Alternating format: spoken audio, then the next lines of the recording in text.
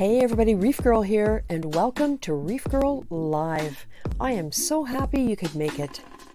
The whole idea here is to have some fun, chat, get some questions answered, maybe show off what you're doing, and get to know each other a little bit better.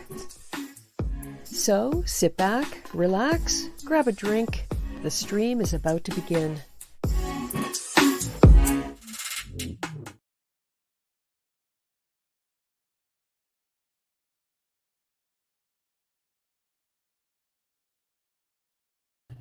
See what I tell you? I took a week off and I forgot how to do this already. Had to unmute my mic. I hope everyone's doing well. Thanks for joining us here Saturday night. Got a bunch of people in the chat already. This is good. Hi, Marine Life. Marine Life, I see that it's Benny. You changed your name back. Benny Fernandez, so that's good. Nice to see you here. Braveheart Reefer 525. JV Gwaltney, hello. Broke Reef Man 45, hello there. And there's Dan Middleton. Nice to see you, Dan. Click Clacks Reef is here, and Chi-Town Reefer and Terran's Little Ocean. Hi, everybody. And there's Carlos 23. Hi, my favorite Carlos.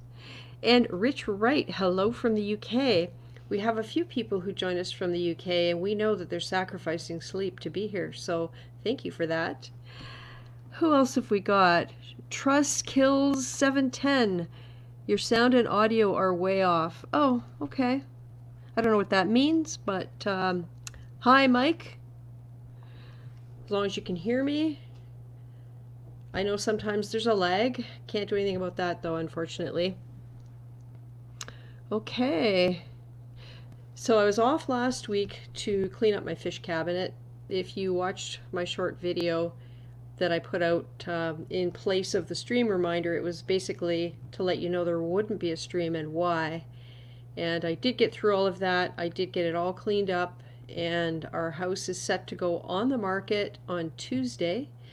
It's supposed to be staged on Monday, which doesn't need much. We have most everything we need, but does need a little bit of tweaking here and there.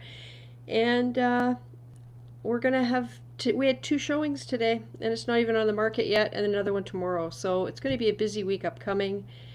Next weekend also is going to be very busy. So I just want to announce right now there will not be a stream July 18th because I can't guarantee that I will be able to sit down here in front of my computer to have a live stream. So if you're watching the replay, I'm saying that now so you don't have to go through the whole replay to find out there's no stream. Anyhow, that's how it goes. Cue Balls Reef, hello. Hi, Johnny Martinez. Good to see you. All right. So can you guys hear me now that I have unmuted my mic, because I forgot to unmute it after the thing played?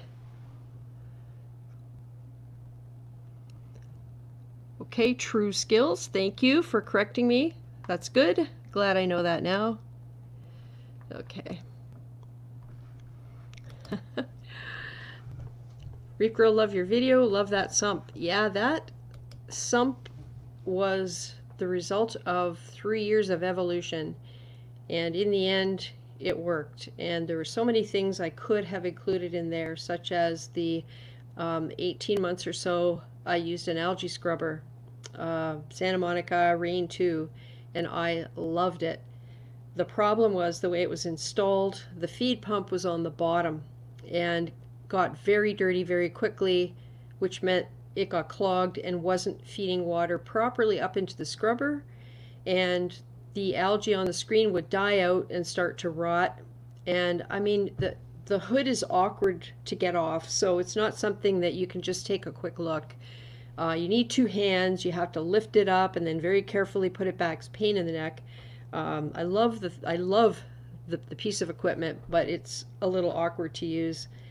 So I don't check it very often, and all of a sudden I would notice that it was kind of funky smell coming from there, and sure enough, all of the screen would be yellow and rotting, and it's because the pump was clogged. So I will use one again, but I will plumb it on a manifold and not on a pump.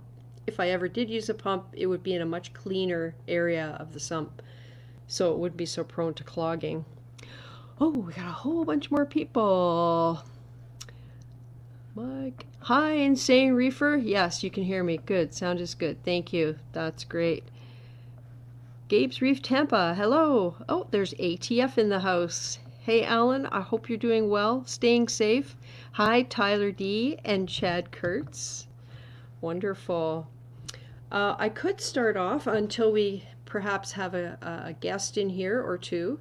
I could start off by showing you a couple of pictures of what the holding tank looks like. And in fact, one of them is this background behind me. This picture was taken maybe 3 weeks ago. The light needs improvement because I'm not convinced I've got the right lighting set up yet, but we're working on it. It's a work in progress. Oh, good. Oscar's going to come in for a little while. Nice. And remember, if you want the link, just send an email to reefgirl@gmail.com. Let's see if I've had any requests. Not yet. And you're welcome to come in. I will send it to you. Hey, Kimber Reeves. Nice to see you. Oh, isolated in and did a ton of reef reworking today. Oh, nice. That's always good when you can spend a focused amount of time on that and you don't have to sort of fit it in here and there. Let me just see what I can show you of the tank. Here's one. This picture, I mean, I know it's almost a duplicate of what's behind me and I can't make it any bigger. Let me just remove this background. Maybe that'll help.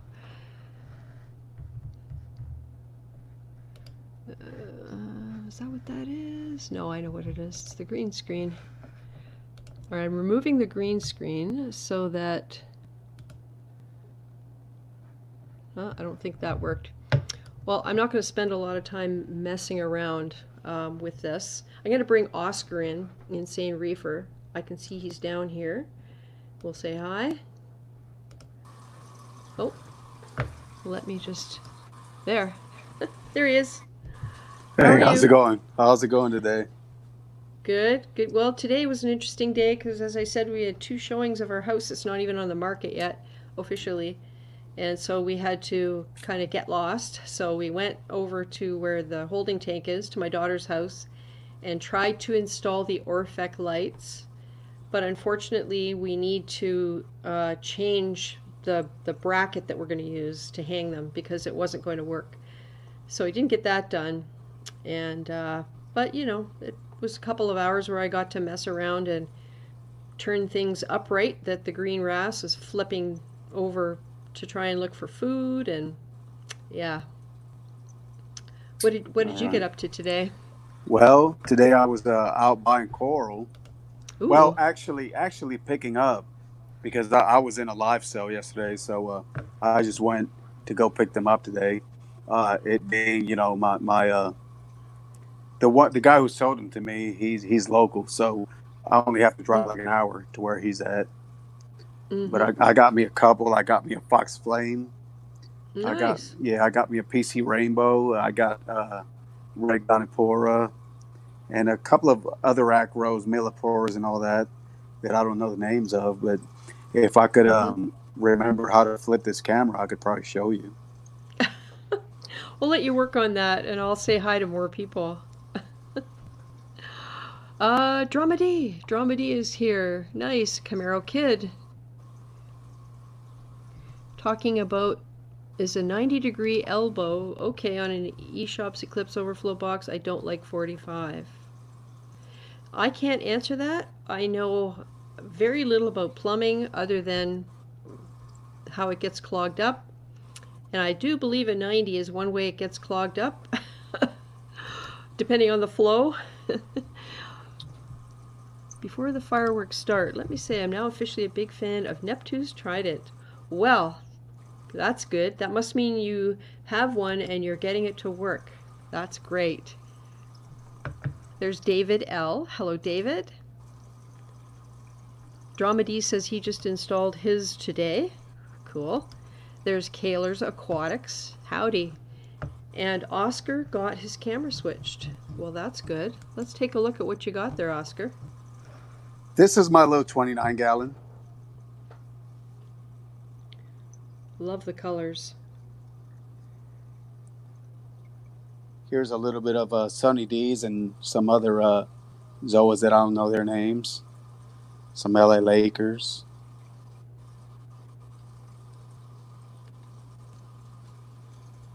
A little bit of some A-cans down here. Very I pretty. don't have as much as Hector has. Very nice, but I'm getting there. I got some Rastas, and I don't know what these are right here. I have some Captain America tallies and some more Zoas here. I think these are Daisy Dukes, those the pink ones, Nice. if I'm not mistaken. Drama D says, looks like some Jokers and Twizzlers.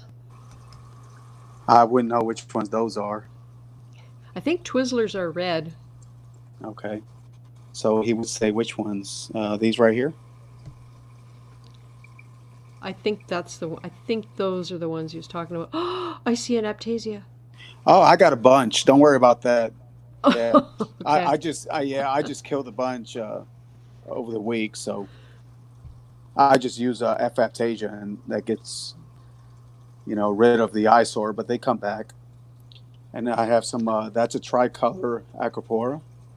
Nice. It's had some good growth. That's like 3 weeks of growth because it wasn't doing anything for the past couple of months until I installed the G5s and then started dosing Prodibio. So not even this one. Drama D says next to the Sunny, I think he means D's. Oh, next to the Sunny D's, yeah, those Jokers and Twizzlers. Yeah, those grow like weeds. But they're all right. I mean, I don't mind them. They look pretty nice. Mm-hmm. And then I kind of fragged right here a couple of the same ones. These are for the 180. Mm-hmm. And this one right here, if you could see it, no, you can't see it. I think it's better this way. That one laying on the side right there, that's a Forest Fire digitata. Oh. It had died on me, and then I just threw it in the sand bed in the back of the tank. And then I realized the other day that it still had kind of some bleached out polyps on it. So I threw it up there, and they're starting to color up a little bit. So I think that one might come back. It's amazing. If you see polyps at all, it's worth trying to save it because the skin will get its color back. The main thing is the polyps, even if they're white. Yeah. And then right here, that's the season's greeting Montipora. Mm-hmm. That one had turned black on me for a couple of months, and it's starting to grow out real nice. I've been having very good growth on it these past couple of weeks. I told you the last time that I was going to run my light schedule a little bit longer to where you guys could, appreciate the 29, because I haven't been able to. Yeah. Right. Yep. So these are the new ones I got today. This one right here is the Fox Flame, I believe it is. Mm-hmm. That one in the back, I don't know what that is. I know it's a Millipora. And that other one, I don't know what that is either. And these Zoas here, I don't know what that is either. But I know this one over there is the PC Rainbow. Nice. I wonder if the Zoas are gobstoppers. They kind of look like gobstoppers. Or I have some called pink hippos. But they don't have that break in the ring. They're just a solid ring of pink. Oh, hey, Lynn Reef Nerd. Nice to see you. Very nice. And yes, my yellow tang is still in there. I'll take him out one of these days. I wasn't going to say anything. Oh, and right here, right in the back, this is the Gonipora. This one right here. Nice. Nice color. Yeah. I got that one for $30. Wow. Yeah. And more Lakers back there. Little hammer. And this one is just going crazy. I bought that one as a 1.5 inch frag. Wow. And it's growing like crazy. And this one wasn't doing much either, and it's starting to spiral on me. Isn't it amazing with Montipora, especially the plating type, as soon as you start to see that light colored edge and it's healed over, they just take off. That's what I'm noticing in the holding tank right now. Some of the Montipora that really got handled roughly in the move are picking up steam, and they're gonna go. They're gonna really start to grow. So Oscar, the 29, are you using it kind of as a feed tank for the 180? So you're like growing things here, and then when they get healthy and big enough, you'll move them to the 180? I will actually keep what I have here growing, and I will just frag from what I have here. Ah, okay. So yes, this is kind of like um, it's a tank slash frag tank, Right, if I right. would say. And It's my plus it's a bit of a safety net too, isn't it? yeah. JV says that 29 is packed with goodness. Oh yeah, Andromeda is asking whether you've checked your magnesium, because it's true. When the Monties take off, they will suck up the magnesium Yeah, big time. the last time I checked it, it was around 1370. That's good. I'll do my water testing tomorrow, so I always do it Sunday. Hmm. And now these the G5s? These are the G5s XR15s. And what do you think of them compared to? Did you have G4s on this before? I had the G2s, and remember that I told Oh you that yeah, yeah, yeah. yeah, they stopped Yes, communicating with the Reef Link, and then yes.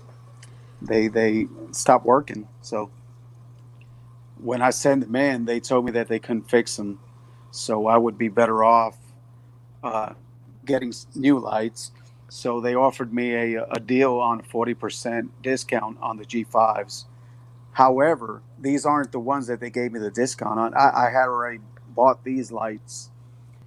The thing is, I sold the G2s to my ex brother-in-law, Right. and then when I told him, the lights aren't any good or whatever, I can't do anything. I'm gonna give you your money back, or Mm-hmm. they gave me a good deal. Just give me whatever the rest I have to pay on them, which is $570 for both of them. Wow. So he gave me, it was like $100 and I just ordered them for him. So he got brand new lights. Very nice. I'm gonna give you a Hey, side shot here. Go ahead. I'm sorry. okay.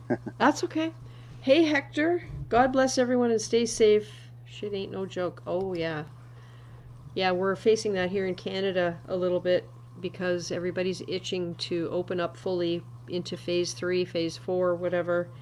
But there are cases and hotspots popping up everywhere, and yeah, it's not going away soon. I've just learned to deal with it.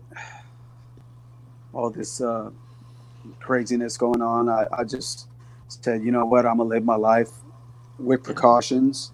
But Yep. Wash your hands. what, Don't touch your yeah. face. What else can't you do? And Well, this, you know what? You're 100% right. You can't stay in your house your whole life. But you can stay out of crowds, and you can wear masks, and you can, yeah, protect yourself. So, right here today, we're at the point that you cannot enter any commercial business without a mask. yeah, So it's starting to happen here as well. Various cities are putting in place these bylaws, and people are just going nuts. It's against my rights. Oh my God. Stay home. If you don't want to wear a mask, stay. It's the rule. yeah, I just feel like, as far as the masks go, I don't know what to think as far as the science of it. All I know is that if you don't wear one, people give you dirty looks, and I feel bullied into wearing one. So I will wear one just because it's easier. And if it has the extra added bonus of being protection, then that's wonderful. So, anyway, that's just me. now I'm gonna give you guys I'm gonna give you some homework. See if you can find any algae in this tank.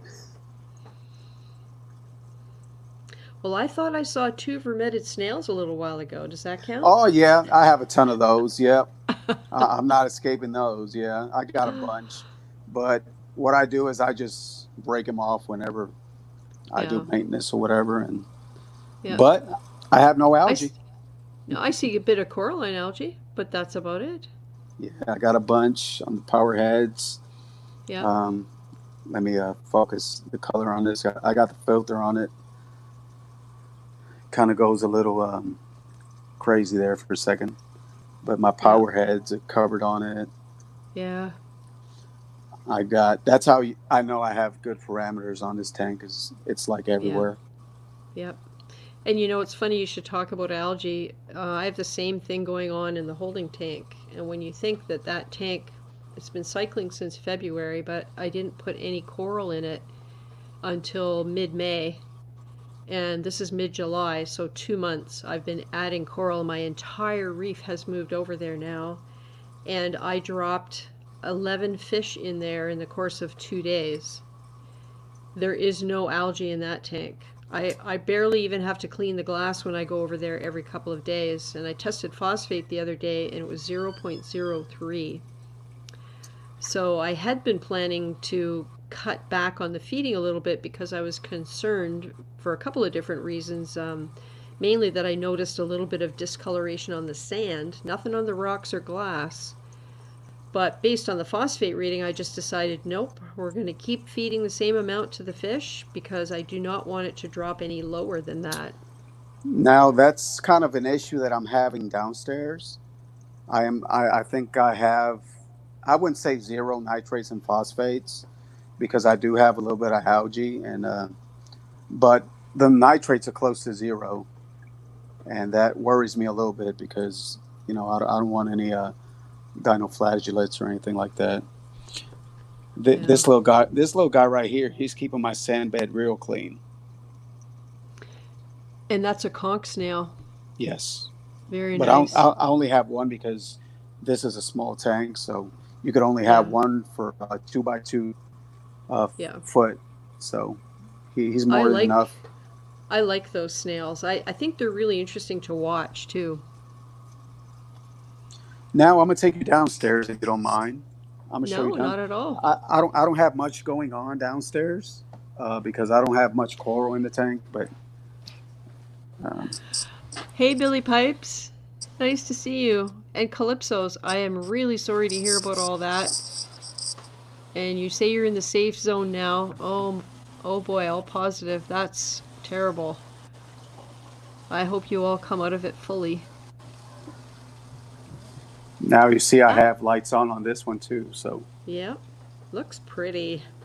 yeah, it's starting to mature and all that. I just need to give it time. Reason why I haven't wanted to put any more corals in this tank is because they're not looking all that great. That one over there is supposed to be a blue tort, and it's kind of pale. And I'm just thinking it's a nutrient issue Yeah. to where it's not getting enough nutrients on it. Hmm. And this one's has stayed green on me. That's a Tyree pink lemonade, and it's Mm-hmm. green. So Yeah. I had that problem, everything green. And it just, yeah, I don't know, I noticed that once I got the flow better and more polyp extension and added a bit more light, it was a really slow process of experimenting, but just as the tank was being set to be moved, for example, my PC Rainbow was starting to get all the colors it should have. And of course now I think it's green and kind of a yellow color, so who knows, maybe it'll come back, but it's tricky. It's hard to know exactly what you have to do. Like, what is it about the environment that needs to change, you know? yeah. I turned my skimmer off. My skimmer's been off for a week just to Yeah. see if those nutrients come up a little bit. I'm gonna Well, see if this little guy pops if you out. added more fish, maybe you would be able to bump those nutrients.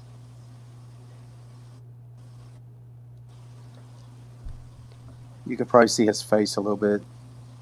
That's a little engineer goby. Oh, okay. Now, Yeah. yeah. Now, what happened to me? I was gonna tell you guys. I always like to say, the good and the bad. So Yeah. I bought a blue spotted jawfish like a month or two ago. I paid $170 for that fish, and it didn't last 3 days. Wow. What happened to him? He jumped? He just no, he perished. He was in the tank when I got back from work that day. All the snails were on him, Oh, so he was almost completely gone by the time I got back because I got a huge cleanup crew. I got snails everywhere. And in so this what? tank, I have around four fighting conchs. So what do you think happened? I just think I think it had to do with transport Oh, because they tend to be good in cooler water. And when I got back, the water was probably about 80 some degrees. So I mm, think they do good on transport. I thought the fish was sick, but then I look at my fish. My fish are healthy. All my hmm. clowns and my wrasse and Mm. yeah, everybody's Hey, Pet. healthy. Hey, Petzotics. How's it going?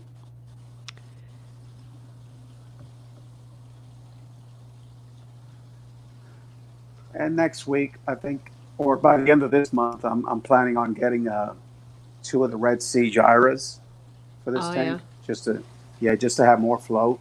I don't know if anybody here in the chat has any experience with them. I was hearing some very good reviews on them, but Hmm. I'm kind of debating on whether I should get the two Red Sea gyras or I should get the Tunzi streams. If you, I don't know if you follow Prestige Reef. He's in the UK and he has a project set up with Red Sea that is a Red Sea tank using all of Red Sea's equipment and chemicals.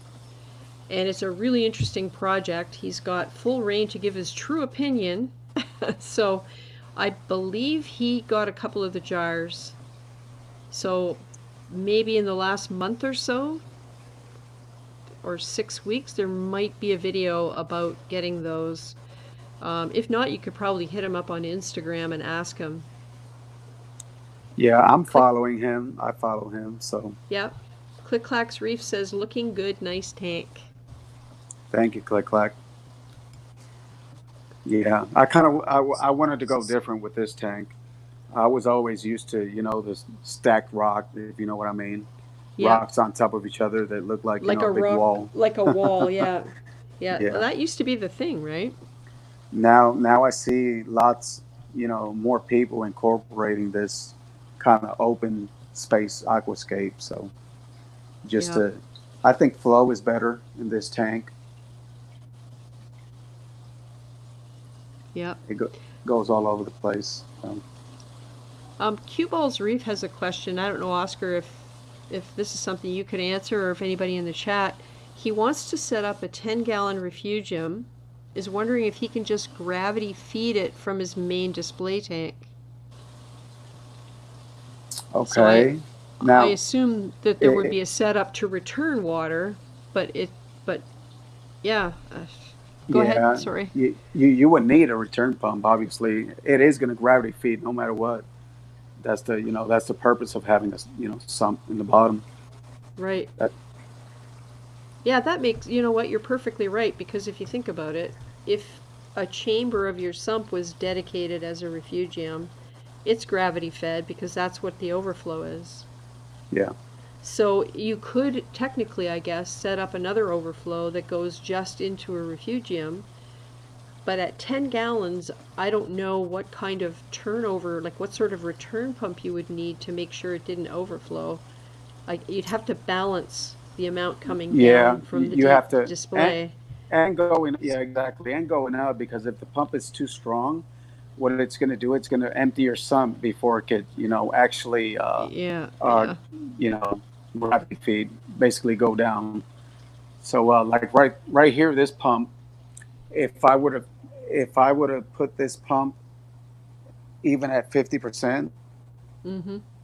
it would lower the return section in my sump, Mm-hmm. and what it'll do is just be, basically just throwing air into the tank because Yeah. it's not going down as fast as Mm-hmm. the pump is pushing it up. So that's Yeah, I something to guess consider. so.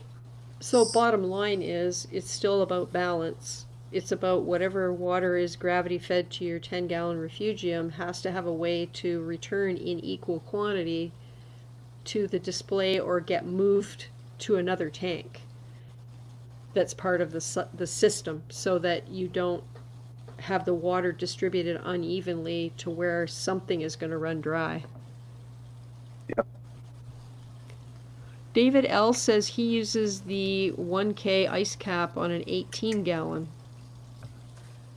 But you got a 180, so maybe you could use 10 1K ice caps. Just kidding.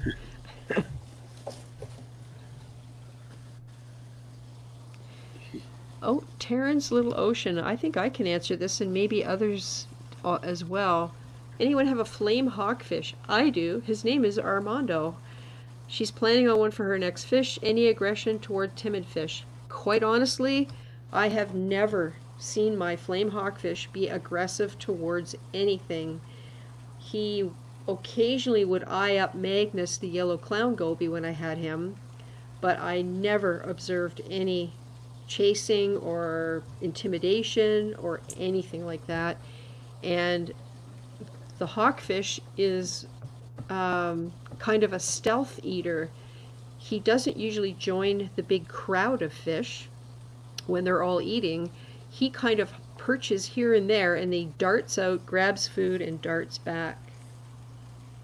So in my experience, no aggression. However, CJ of CJ's Aquariums is pretty sure his flame hawkfish has murdered shrimp, or when he had that tank, he's pretty sure his flame hawk at the time murdered a couple shrimp. So it could be one of those individual things again. If you get them really small and grow them out, you stand a little bit better chance of having more balanced relationships, I think.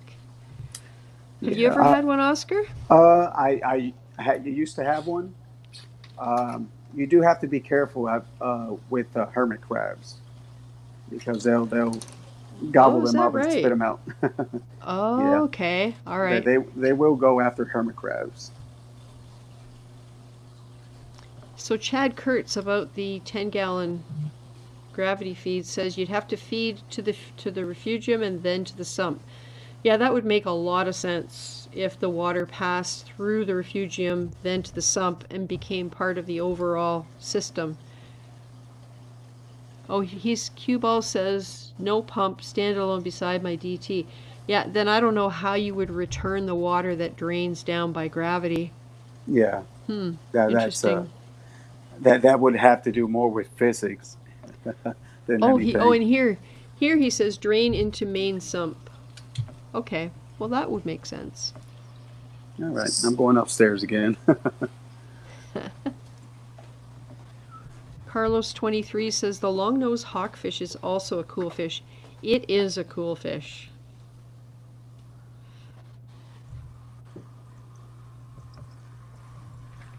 So yeah, you would think that I would have the 180 upstairs, but that's not the case. Reason I didn't do it is because of my support. The floor. I don't know if it would support that kind of weight. So I said, you know what? Yeah. I'm not going to risk it. I'm not No, going to you pay all can't this take money and the tank going down the floor. Not to mention what happens to your house. Yeah. So I always like to show everything. So Nice. It's looking good. this is my little sump. Not too high tech, and it even looks better than the 180. And I don't even have all that equipment. I love how this is what I found with mine. You start out a certain way, and then as time goes by, You add this, take away that. Add this, take away that. You want to add this, and you're going, okay, where am I going to put that? I got to move this, change that. And so before you know it, it becomes hugely complicated. That's just some carbon I'm running there. Nice. I run about a quarter of a cup, just because they recommend half a cup for 50 gallons. So I just Right. run a quarter of a cup for this low 29. And I do have an Apex on this one, so, but this is my old classic. I put it here just to Nice. monitor temperature and pH and all that good stuff. David L. says he has a Flame Hawk and he's a model citizen. Yeah, that's what I found with my guy. I love my guy. He's hugely entertaining. Oh, hey, MetroCat NYC, how are you doing?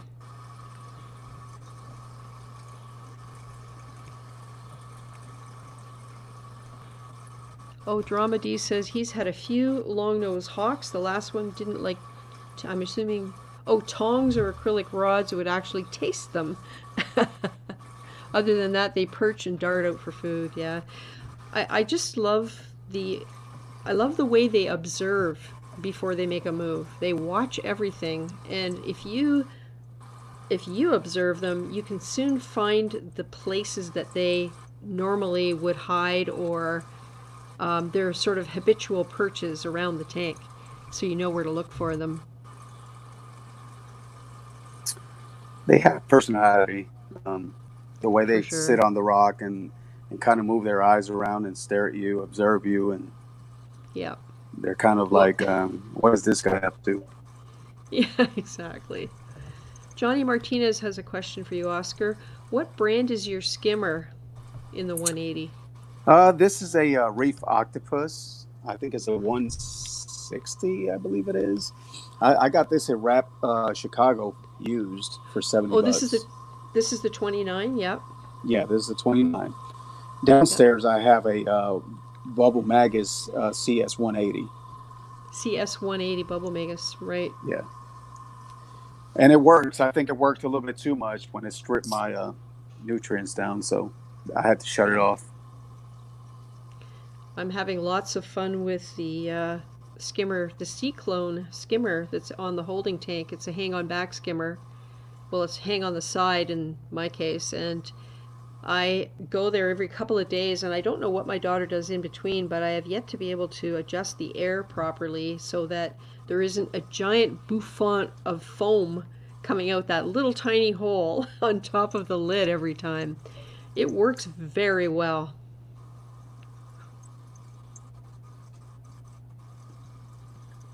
Hey, Straight Reefer.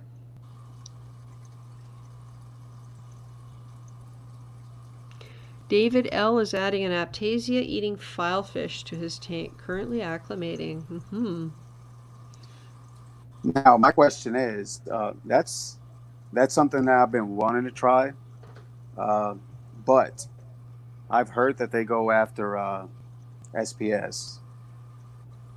So Yeah, I've heard, or I've watched a couple of videos and seen stuff on Insta where they decide every once in a while to take a nip of something else.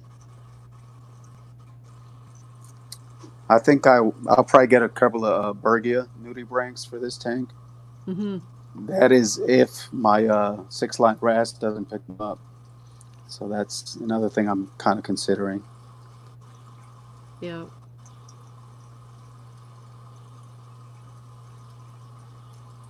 It's looking beautifully filled in. Yeah, every I wouldn't say every day, but at least every few months I'd see that it's filling in pretty good. All right, I'm And just planning on. I'm sorry. Go ahead. I was just going to say, and now you're reaching the point where you're adding some SPS Yes. to get those going. Nice. For those who say you can't have SPS and softies and LPS in one tank, um, it's just too hard. Hey, I've had nothing, but I can't say it's been it's always been like this. But I think that once your tank reaches its balance, Hmm. I think you could pretty much do anything as long as all your parameters are in check.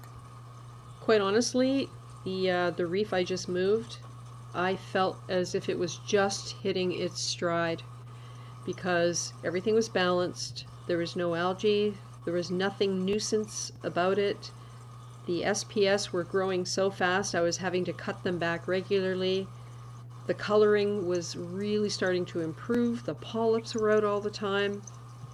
And I really wonder what would have happened next. Would it have crashed because it was just on top of a cliff ready to fall off? Or would it have maintained itself as long as I paid attention and just kept growing and getting better? And of course, I won't find that out now, but maybe in the next tank I will. So it's an interesting thing when you can get a tank through to that third year. Yeah, this tank turned 1 years old this month. Hmm. So yeah, it's in the 1 year mark. Yep. This little acro right here, I have no idea what it is. I bought it and I don't even know the name of it. It kind of has. It's kind of hairy. It kind of looks like a millipore. You know what it looks like to me? It looks like an RG My Little Pony frizzle. Because I have one of those. It didn't have a name until I named it. Yeah, I guess. But I guess. it's got a green base like that, and it's got sort of dark rosy pink colored stringy polyps.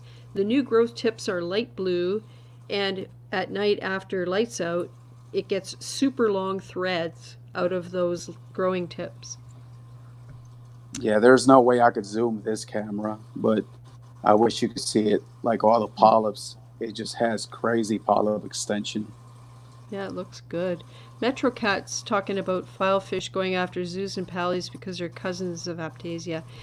Yeah, I had thought somebody said they like to take a dive into the zoanthas every once in a while. So I don't know anything about filefish. ATF says filefish can decimate Aptasia fast, but also acans. So there you Oh go. yeah, yeah. I love my acants, so they could stay where they are. They could stay. David L. is saying Bergias hide during the day, so most wrasses don't bother them, but they're quite expensive. Oh yeah, they're like I saw them.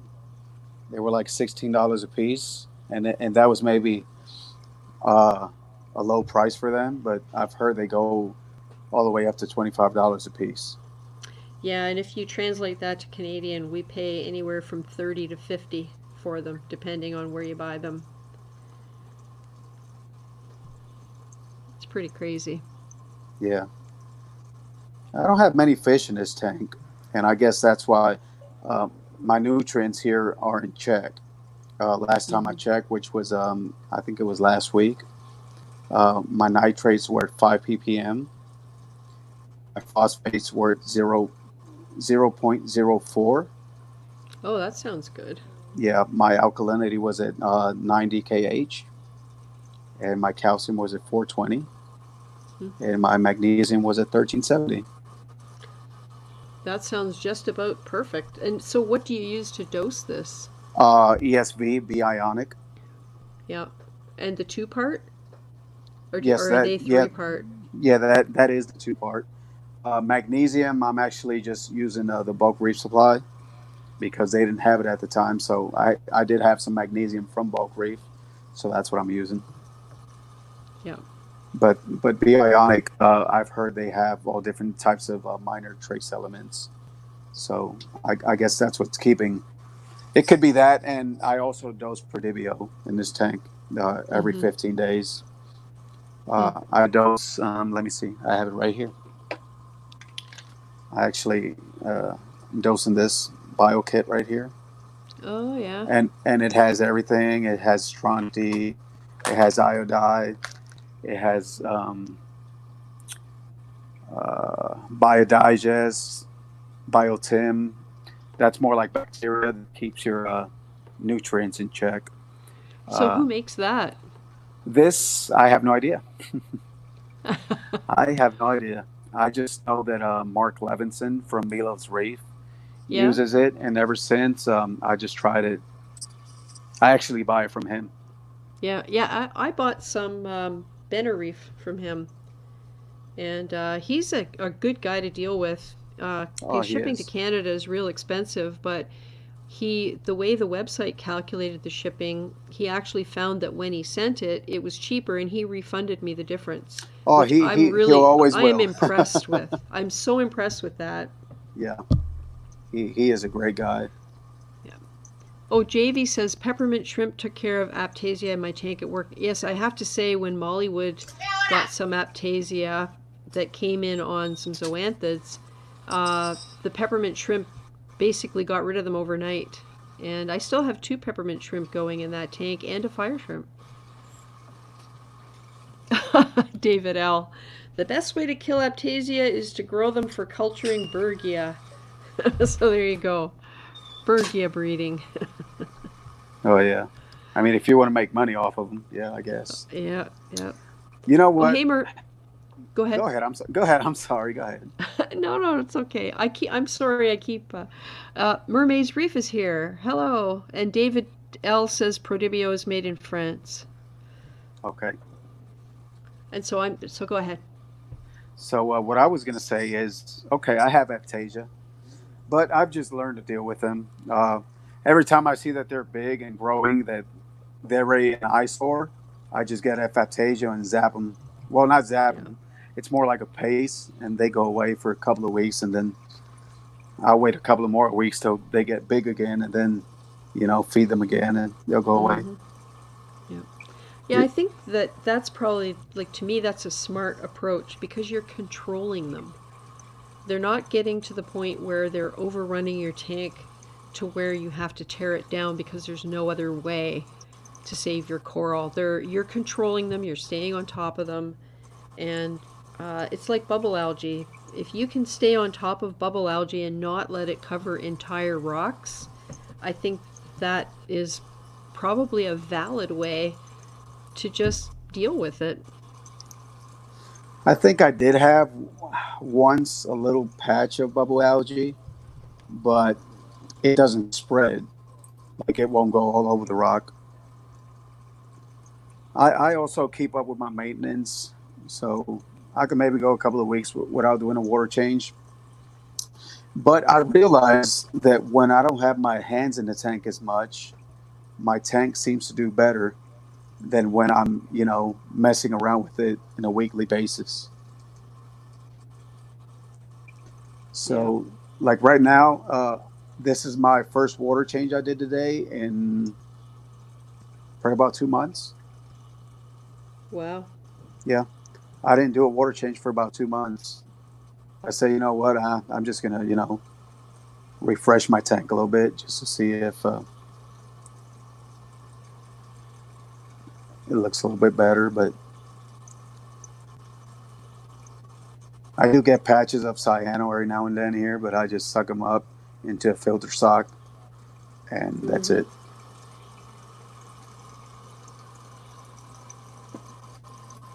Yeah, so that's about it here. I mean, I don't got much going on except for my overgrown Royal Grama. He's about 3 inches in diameter, Wow. and my little torch here. That's a little gold cristata. Nice. Yeah, those cristata torches are quite beautiful when they get big.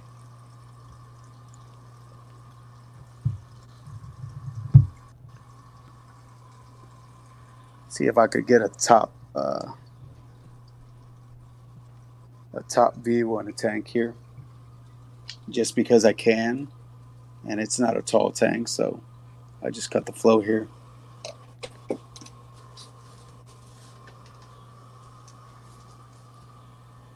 Get my screen so that my fish won't jump.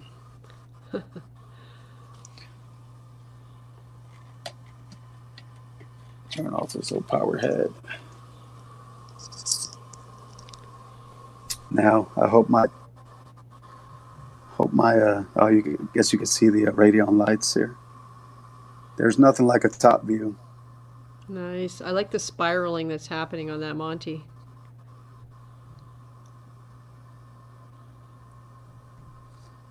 You can probably see the reflection on the G5s right there. Mm-hmm. They have a ton of LEDs. Interesting. Yeah, it'd be interesting to hear from you what your longer term experience is with them, what you think of them overall compared to the other types, Well, the previous generations, I guess.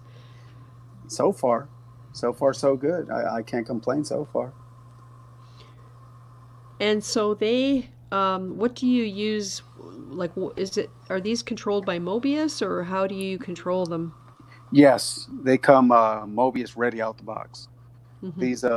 These don't communicate with the ReefLink anymore. Well, they Right. never did. They never did. This is the new generation, but this new generation, it's straight out Mobius. Hmm. Drama D's just wondering about the intensity in the program that you're running on the G5.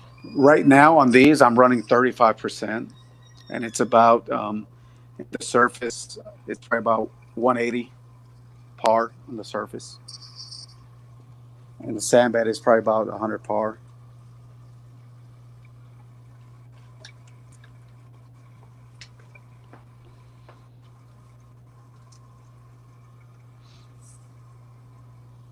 Hmm. Johnny Martinez has a question. He has his dose system set up to do a 1 gallon water change every day.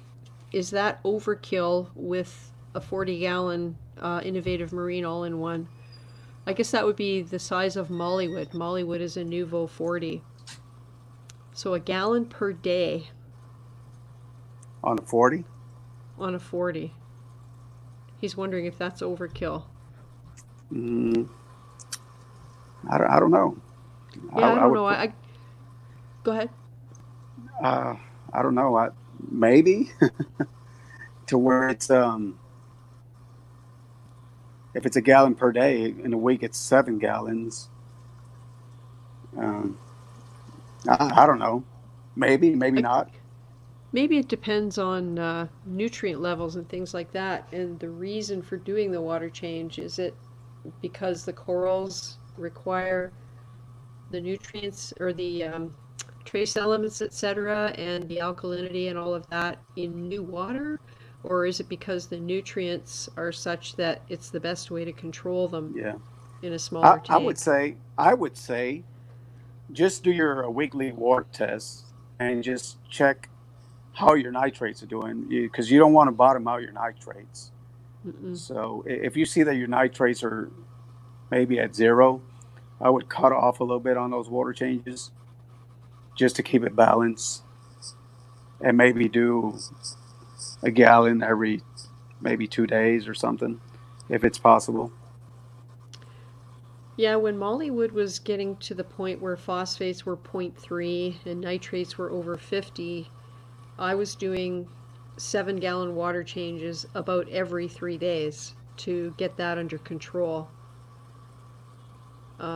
But my normal thing with Mollywood is to do a 5 gallon water change every 2 weeks. And If right it, now yeah, the phosphates are zero point 0.1, the nitrates are around 25. So I'm okay with that. yeah. If it's a 40 with a 10% water change weekly, that'll be 4 gallons. So what I would do is I would split those that gallon in one day, one every other day, Hmm. just to you know Can you do that with a dose, or do you have to pretty much program it for like a 24/7? I don't know anything about how they can be set up. yeah. I don't have any experience with automatic water changes. David L says he does a 5 gallon weekly on an 18 gallon nano, so his answer is no, that it's not overkill. So yep, he says his nano looks wilted if he misses a Yeah, week. Yeah, so yeah, I think it's true though. Kim says she agrees depends on why you're doing small daily versus larger weekly or bi-weekly. I mean, I could see why continuous water changes are much easier to handle, because you don't have to do anything except set it up and make sure your water is there to be supplied. But on the other hand, and stability, they probably do lend themselves to increased stability, but it depends on what your goal is and why you're doing them, I think, also, as to whether it's too much. Yeah. Well, I'm going to cut you guys short today because I kind of left the party to come here and and showcase my tank a little bit, because I've been wanting. Always, I've been wanting to always at do the it for a couple parties. of weeks. Well, yeah, not a party, but just little Yeah, gathering and all that. And I know what you mean. I Well, told I my wife. really appreciate that you spend the time. Yeah, I appreciate that you spend the time, and it's great to see what you got going on. It's always inspirational. I honestly, I have no tanks in the house right now, and it is very weird. It does feel weird, right? When Yep, you're already used to taking care of it, feeding fish, yep, looking at your coral, making sure that they're growing and all that. yep, You kind of baby them, and you want to make sure that they're doing okay. So yep. I imagine how you feel not being able to be there and just making sure that everything is running smoothly. So Yeah, or you get home and you discover that the the webcam, got bumped while you were there, and it's aimed at the wall on an angle instead of on the tank. but Oh anyway, well. I thank you as always, and I'll just keep on watching here silently without nobody noticing me. So All right. Well, thank you, Oscar. I appreciate you coming in. all right, I hope everybody liked it. Yep, I'm sure. All Good right, night. good night, good night. That was great to see Oscar's 29. He had mentioned some time ago he would try and adjust the lighting so that we could actually look at it. So that's great. So while we're here, everybody's talking about water changes. I can go back and show you. Okay, so this picture of the holding tank was taken. Why is it crooked? That's strange. Was taken about 3 hours ago. So this is what it looks like right now. And it's not bad. It's jam-packed in there. Some things are not in ideal situations. But yeah, so my daughter got that picture, and she got this one as well. Shows a little bit different angle, more of the right side. On the right side there, I've got the pink Goniopora going crazy, which is awesome. I was worried about that one. To the left of it is my scroll coral, the Turbinaria. It also is doing really well. Just below it is the Naughty Spiral, which I hacked a huge piece off one side, and it is also doing really well. So I don't know. I just wake up every day and worry about what might go wrong. After you've been in reefing for a while, you tend to almost expect it. And then this is just a different orientation. It's a little wider shot. On the left there, the Duncan is doing not bad. In the gloom on the left, near the back, underneath the Sunny D's, is the green torch. That green torch is one of the reasons why I have to get more light on here, because it is not thriving. Everything comes out, but the tentacles don't extend very much. The flow there is good. It's just not getting enough light. So we're going to be going back on Monday to try and solve that problem. And I even have. So this is just a short video going across the tank. You can see the Acropora all at the top. Really, they have some color. It's not really what it should be. And there's that torch I was talking about.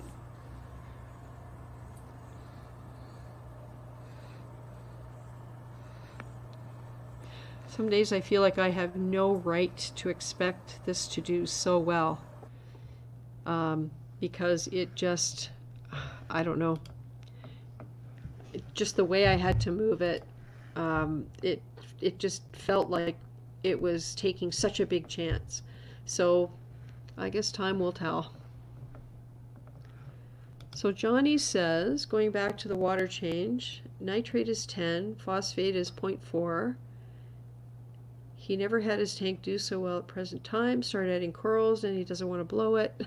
Thanks much for all your knowledge. Yeah, we know that feeling, don't we, everybody? It's pretty crazy. So, what time is it? 10 o'clock. I was thinking the other day, as I was working on my Kessel, cleaning it, that the only reason I was able to get up the nerve to clean that light was because of Dave's nanotanks. And ironically, on the 1-year anniversary of when Dave passed away was when I was working on that light. And I was always nervous about taking things apart until I started watching Dave's videos. And he used to do a thing called DNT Investigates. I don't know how many videos are actually in that series, maybe 3 or 4. But he's the reason I got up the nerve to start looking at screws and saying, it's a screw, maybe I can take it out. So that's what I was thinking about when I was cleaning my Kessel was, thank you, Dave, because you're the one that gave me the courage to take screws out of equipment just to see what's inside. And it worked out really well, and the light got beautifully clean after I took the shop vac to it. And yeah, so a year on, I still miss Dave. I still watch his videos. He was such a calm guy. He was very talented. Had a lot of different tanks over the course of the couple of years that he had a YouTube channel that I was aware of. And I still miss him a lot, but the fact he has his channel out there, or it's still there, is really great. And if you guys haven't heard of him, I'll just put, let me see, how do I do this? I'll put his name up here so that you can check it out, because it's a great way to spend some time and you'll always learn something.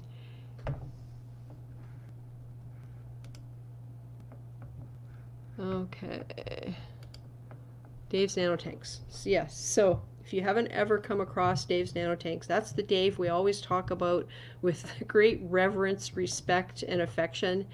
And there's a good reason for that.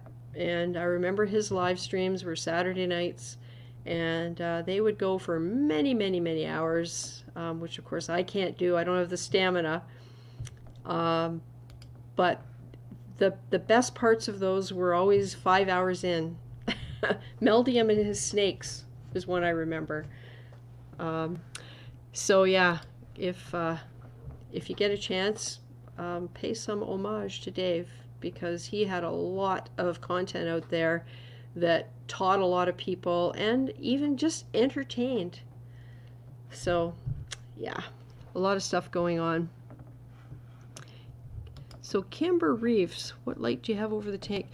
Yes, the reason it looks like there's a spotlight is because what you're seeing behind me is the right-hand side of the tank. The left-hand side of the tank similarly looks like it has a spotlight, and that's because it's a 90-gallon with a brace across the middle. So I have a Lux bird on each side above the opening, and there's a huge shadow that's cast right in the center. That shadow is the space I'm trying to fill in with the Orphex to some degree, because you can't see it here, but on the sand bed I have my fox coral. I don't know if I can show a picture of that, if it'll work. Maybe this one is good. So you can kind of see on the left hand side there on the glass is the acrylic box that has the chaetomorpha in it. But on the sand, you can see a definite shadow right in the middle. The fox coral's there, and the Goniopora, the right-hand side of the arch that has a Cyphastria on it, and unfortunately the Acropora that are up on the pillars. One of those is the PC Rainbow base that broke off. I moved the branch up to the very, very top, and it's the one that's growing and encrusting. The base doesn't get enough light. So that's what we're working on now, is to try to address that. The Luxbirds, no matter what height I hang them at, I can't get them to where the brace is not a factor, because there's no way I can put them too close to the surface, or there'd be no way to work in the tank and get the lids on and off and that sort of thing. So right now they're only about 9 inches above the tank. That is as low as I can get them, and it still throws the shadow with that brace.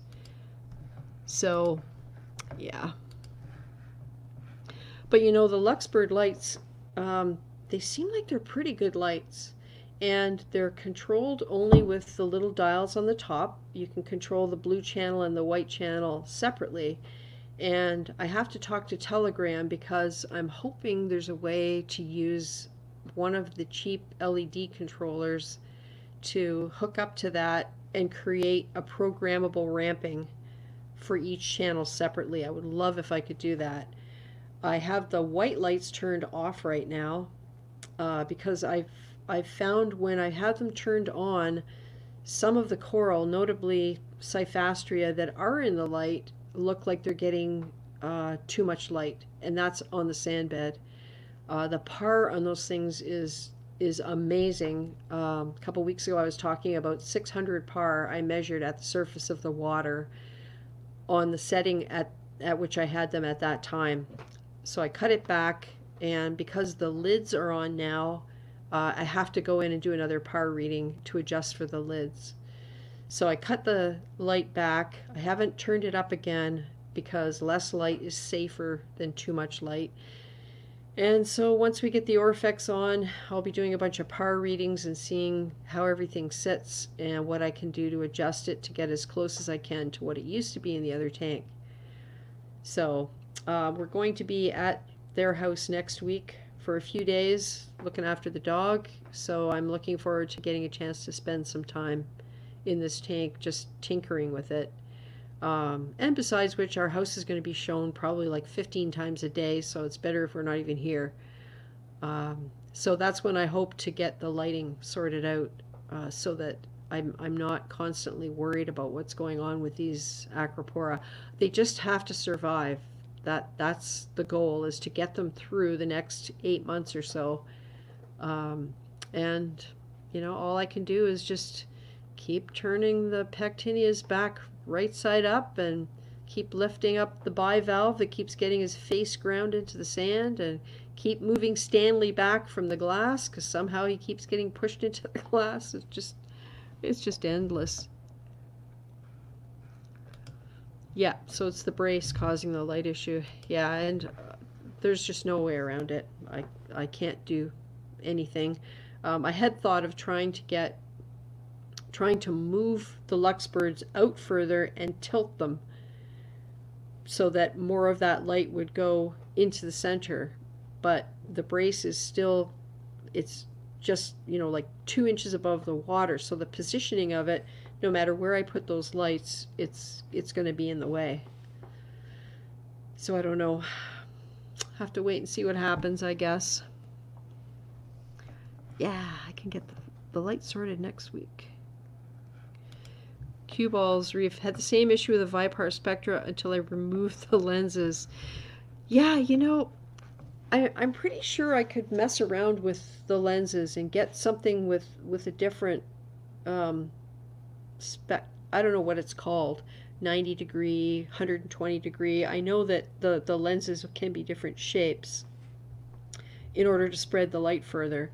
But by the time I did that, I'd probably spend enough money that I should just go and buy a light that already has that type of lens. I don't know. And the thing is, I can't even use the Kessel, because the pucks on the Kessel are only about 8 inches apart, maybe 7 inches apart. So once again, I can't really get it close enough to the water to eliminate the effect of the brace without it being too close to the water and not allowing me to do the work that I need to do in the tank. So yeah, the Kessel is all cleaned up and in its box. That's why I keep boxes. I feel wonderful that I was able to put it right back in that tray with the little foam on top. So yeah. Yes, I can get the lights sorted next week. Next week's going to be kind of like a holiday. I won't have to drive back and forth. Barton FN. I have a 125-liter tank, 6-meter, got double. Do you think that's strong enough long term? That I don't know. I don't know about tank construction. Um, maybe someone could help you with that on a forum, because I'm sure there are people who have built tanks on forums like that might be able to help you out. But I don't know. I guess it would also depend on the dimensions of your tank, whether the brace was sufficient. And we have somebody in the studio waiting to get in, and it's Kat. And there she is. Hello. How's it going? Nice to see you. Nice to see you too. I said last time I was going to try to be on camera next time. So here I am. What's going on? Nice. Your previous guest, I didn't catch his name, but Oscar. He's Insane Reefer. His name is Oscar. Yeah. Ah, nice. His stuff was cool. Yeah. So did I hear you correctly? Mark Levinson shipped you in Canada and refunded like the difference in shipping? Yep. So awesome. Yeah, it was just a little package of Reef. It was the biggest jar, because if I'm going to pay for shipping, I'm going to get the big jar, right? And I guess the way the shipping calculator works, there's for it to be automatic, it probably overestimates. Yeah. But a lot of times they don't refund the difference, like if you buy on eBay or somewhere like that. But I very much appreciated that he refunded the difference. Yeah, he's pretty good like that. He's I was watching his live stream earlier, and he was talking about mistakes that he's made. Oh, so I'll have to go pick that up. It was quite interesting. I did a speaker presentation. I want to say it may have been my first and also my second year. I did a presentation on reef confessions, and I talked about all the mistakes that I'd made. But I also, I had friends that made mistakes. Like, I have a very dear friend, and he must have been smoking something. He decided to change his plumbing, and he used brass fittings on his saltwater tank. Oh, no. That was not a pretty sight. No. So, yeah, stuff started happening within 24 hours, and I said, well, send me pictures of what's going on. And then I see like this little shiny thing in his sump, and I said, wait a minute. I think for him, the good part of all of that was he had this massive infestation of colonista snails, and those died. So he always thought that they were like a big pest, and those died. But I think he managed to get everything out before he killed the corals too. Wow. Yeah, so I included some of these whoops in my presentation. When we built our mixing station, and I showed it, this for the reefer, and this is going back 3 years, these videos would have been, we found taps to put on the bottom, because the way my mixing station is set up, there's an RODI tub above a saltwater mixing tub. So I open a valve, the water goes down to the lower tub from the upper tub, then I mix the salt, and each of those tubs has a tap on the bottom. So if I just want RO water or I just want salt water, I just put something under the hose and I turn the tap. Well, somebody was freaking out because they thought I went and got copper taps. Oh. But they're not, they're plastic. And we had to search high and low everywhere to find taps that contained no metal parts. But we finally found them, and it was from irrigation systems. Right. And I guess the reason they do it is because they don't have that, like the thermal differential for heat and cold. If it's all made of plastic, you don't have metal parts expanding and contracting at different rates than plastic parts. So they make them all out of plastic. I don't know, but anyway, it was funny. Oh my goodness, Johnny Martinez, thank you, sir. Super chat. Woo! And a Yeah, smiley face. Thank you, Johnny. I appreciate that. that's pretty awesome. So how's the move going? Actually, the tank is completely moved, and I was saying earlier I have no right to have it do as well as it's doing. My daughter is an awesome surrogate reef keeper, and I think a lot of it is that what she does is feed the fish. And Wow. she sends me pictures, and she knows how to turn things right side up using a long pipette when the green wrasse flips things on their faces. I've removed a lot of the corals from the sand bed and put them in mollywood, scolies and things that were really getting ground into the sand by the green wrasse. But the tank is doing remarkably well, Mm. considering I haven't finished the video yet about doing the actual move. It took about, I want to say, 2 weeks, maybe not quite 2 weeks, 18 days maybe, from start to finish when I Mhm. started moving large pieces of the structure Right. to when I moved the last bits over.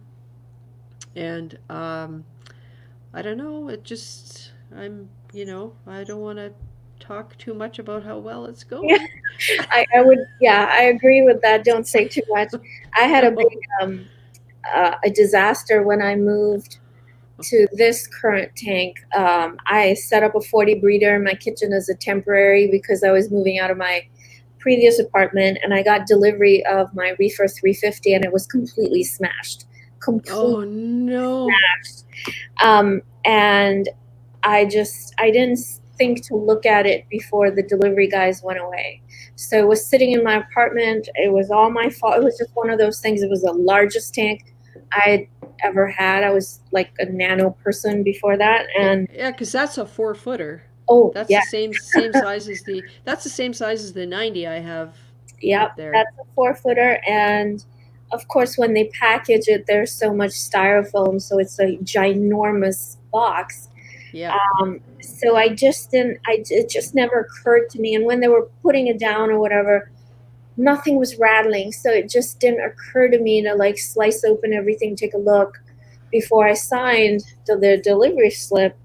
And when I Oh opened it, I no. cried. I cried for real. Oh my God. Yeah. So I had a temporary 40 breeder set up, um, and to put everything from my previous tank into the temporary setup before I got my, my replacement tank.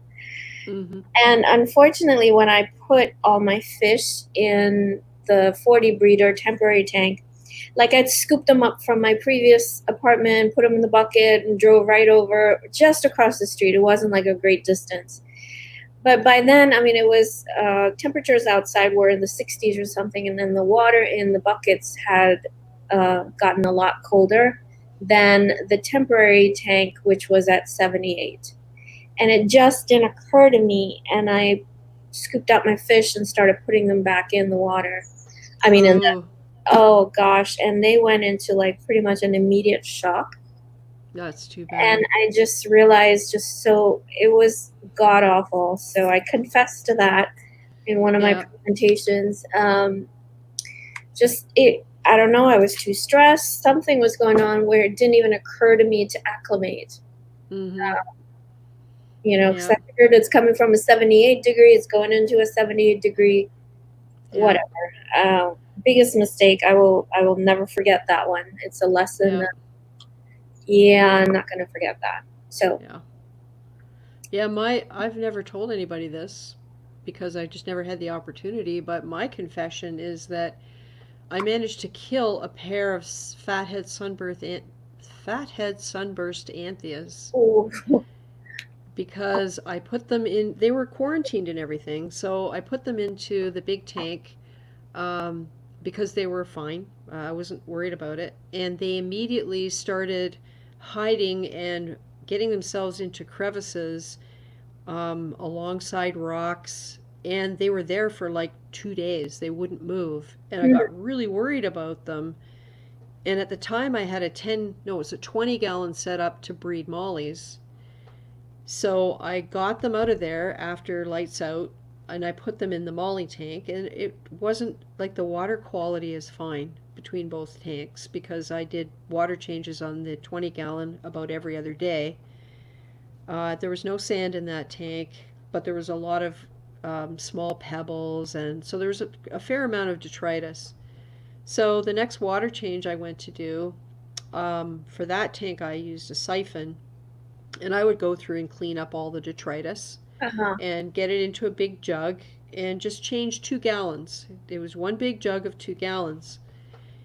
And I don't know what happened, why this happened, but the water that I had set aside, now the Antheus were in here already.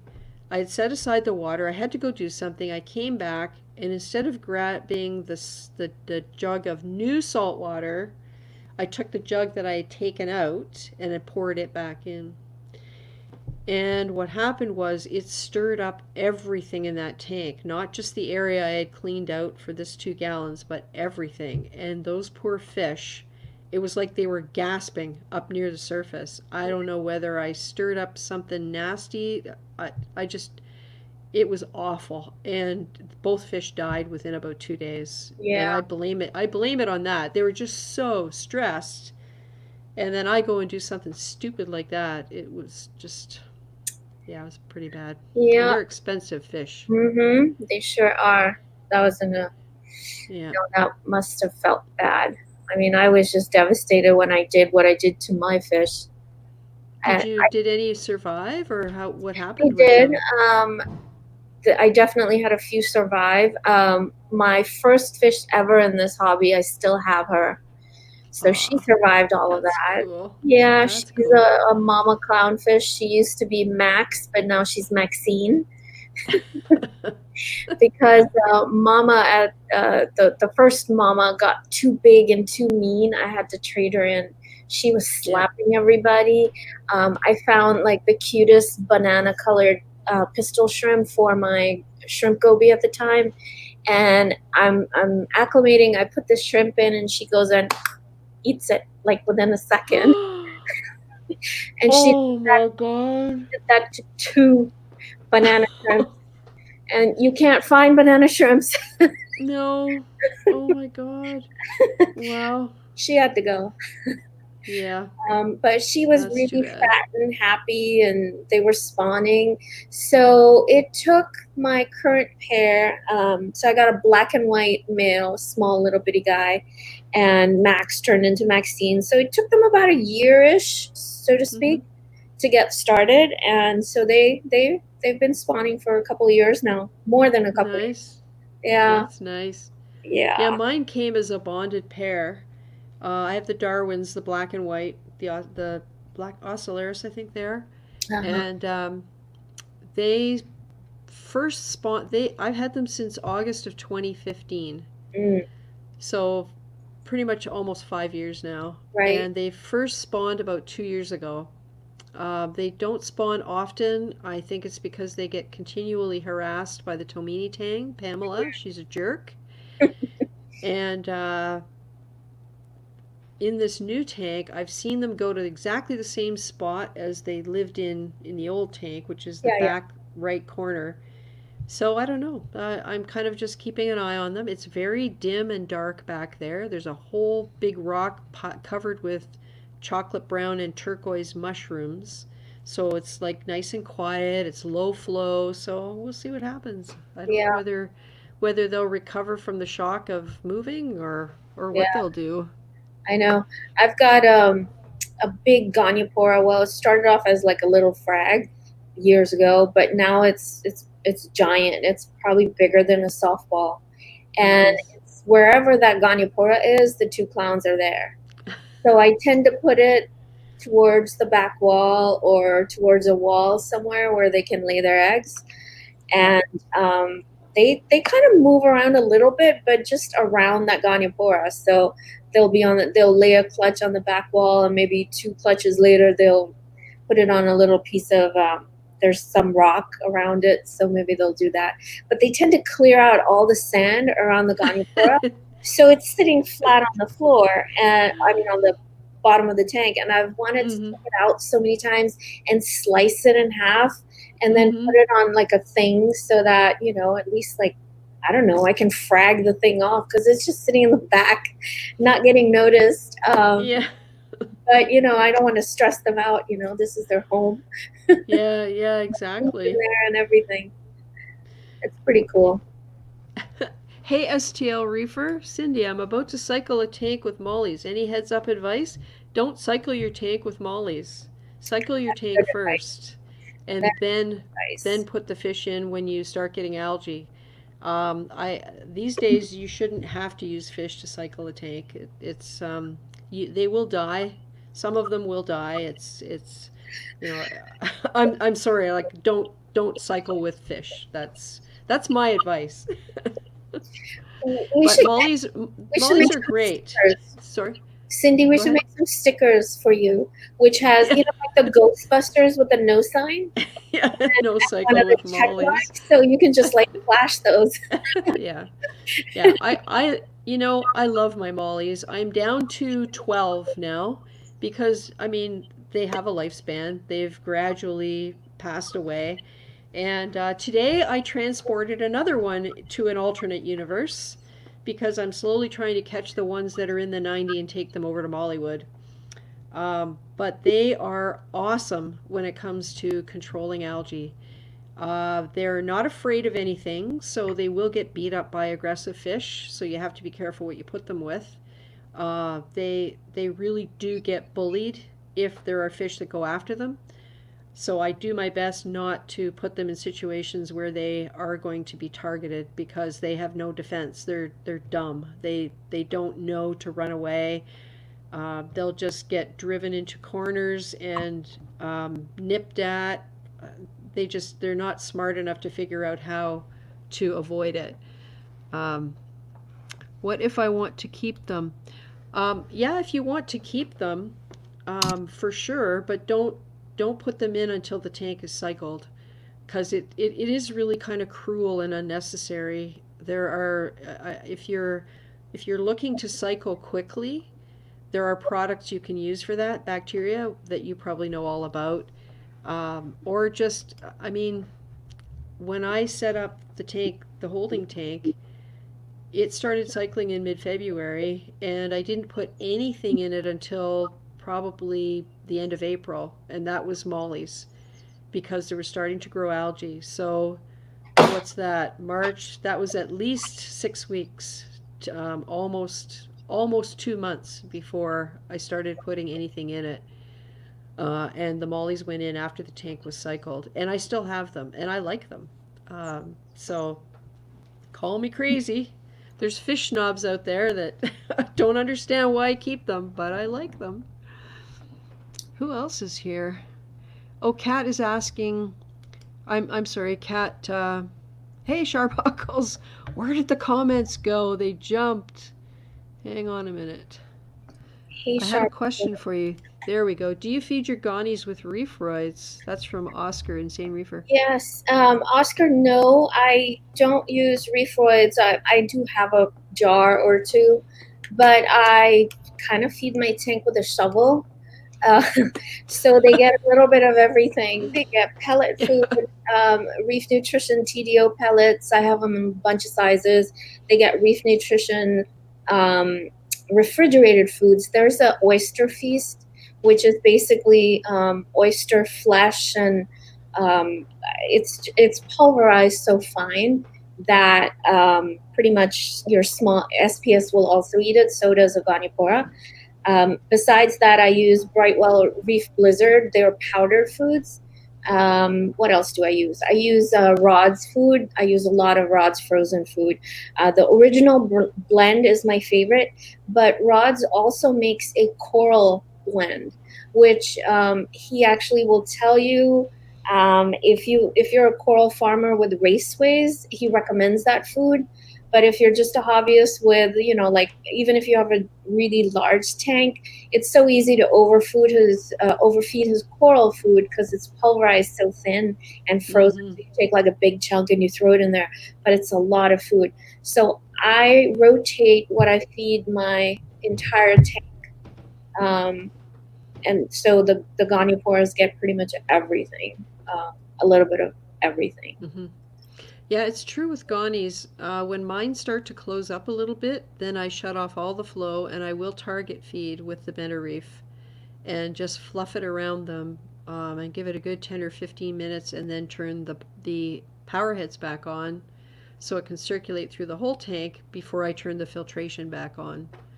So the filtration can be off for probably 35 or 40 minutes Right. while that stuff circulates. But Goniopora do definitely, I think, benefit once in a while if you keep an eye on them from even from close target feeding.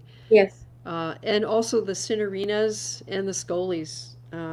If I notice that they're looking shrunken or not happy, then that's a sure sign I haven't been giving them enough food. I used to do a regular schedule of twice a week of the coral food, and I don't anymore because I felt like it was overkill given that you feed the fish food and it has, like you were saying, fine particulates and other substances that circulate through the water, and they do pick up on that as well.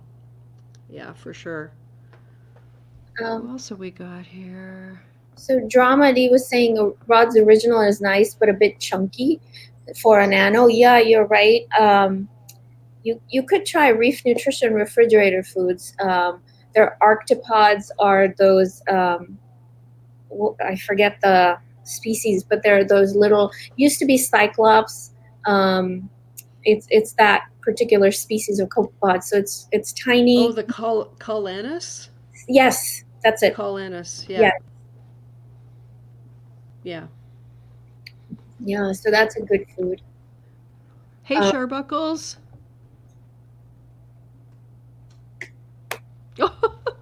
Okay, ciao to you too. You have your canned response at the ready. Hey, listen.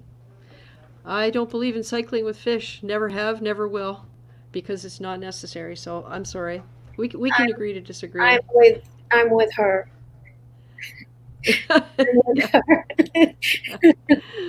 Oh, hey, Sharbuckles is here. Alex, we've got Alex in the waiting room. Why don't we bring Alex in? I have not been feeding coral food much lately. Oh dear, I wonder if something happened. Let's find out. Hey, Alex. Hello. Hello, How are Alex. you? How is everybody tonight? Sorry, I Good. know it's been a long time since I've been here. Let me change my camera around here. Yeah. You know what's crazy? Well, maybe it's not crazy, but honestly, these days, if I haven't seen somebody in a while, I worry about them because with all the craziness going on and the virus and everything, you just don't know what's happening with people. And if it was me and I was sick with COVID, the last thing I'd be worried about is my reef tank. I'd just be trying to get better. Yeah, haven't been busy with. Luckily, I haven't had that happen. So That's just good. been a lot of life stuff outside of that has been going on. So I guess I'll say it here. Better take a good look at these tanks because live stream exclusive. They're not going to be around much longer. Oh dear. Is They're this a good thing or a bad thing? Well, I guess it all depends on how you look at it. So my wife and I purchased a new home. Ooh. So we are going to be moving. So tanks got to go bye-bye. Oh boy. Hey, listen, what have I just been through? So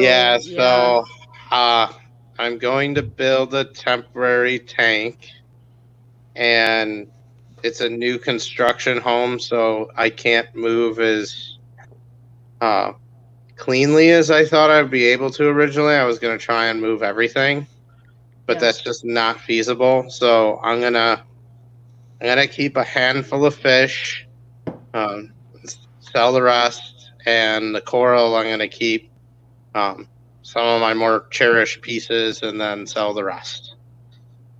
So, and then just store everything. And then when I get to my new house, I'll start working on a new system. Wow. Well, I can tell you that my decision to set up a temporary tank, cycle it, and get it ready appears so far to have been the right one. Because I can keep everything I had, or most of it. Haven't lost anything yet. One favy is not looking good, but it's in the hospital tank, Mollywood. So having a temporary tank into which you can move stuff, it worked for me so far, so we'll see. Hey, Alex, where's the temporary tank going to be? So my wife and I actually have to move twice. What is he freaking out about? Huh, that was weird. So we're going to put our current home up for sale, and then we're going to move to a temporary living situation for about 4 months while the house is being built. So it's going to be a pretty haphazardly put together system that'll be temporary. I'm thinking it might be about 100 to 150 gallons total. So. Wow. That would be a big change. Yeah, well, it's going to have a very much overpowered skimmer on it. So, because I still have a skimmer from my last build I had in my previous home, which is a big reef octopus. See, you never should get rid of equipment. So this is going to be the skimmer that's on that. So I'm going to take one needle wheel pump off of my big skimmer and retrofit it to this thing, and that's going to be my skimmer. And then I think I'm going to put my UV sterilizer on it. And that's going to really be it for filtration. There's not going to be a sump. I'll probably make a video on how I do it, because it's going to be a portable tank that could be set up within less than a day. Oh, okay. Well, the canisters are working really well so far. I will say that. This is the 720, right, Alex? Mike is asking what size tank. Yeah, 720. Back up here. Yeah. Hey, Chase V. Nice to see you. Chase V says, "Good luck, Alex. Huge project." Yeah. Yeah, it's bittersweet, but my next house has more space in the basement, so I'll let everyone's imagination run wild. I'm not going to talk about future plans yet. So other than you could take a guess. Yeah, I know. Hey, listen, I feel like the 300 that I'm getting is going to be my big girl tank, and some of the plans we have for basement sump and things like that are going to be really interesting and fun and challenging, and yeah.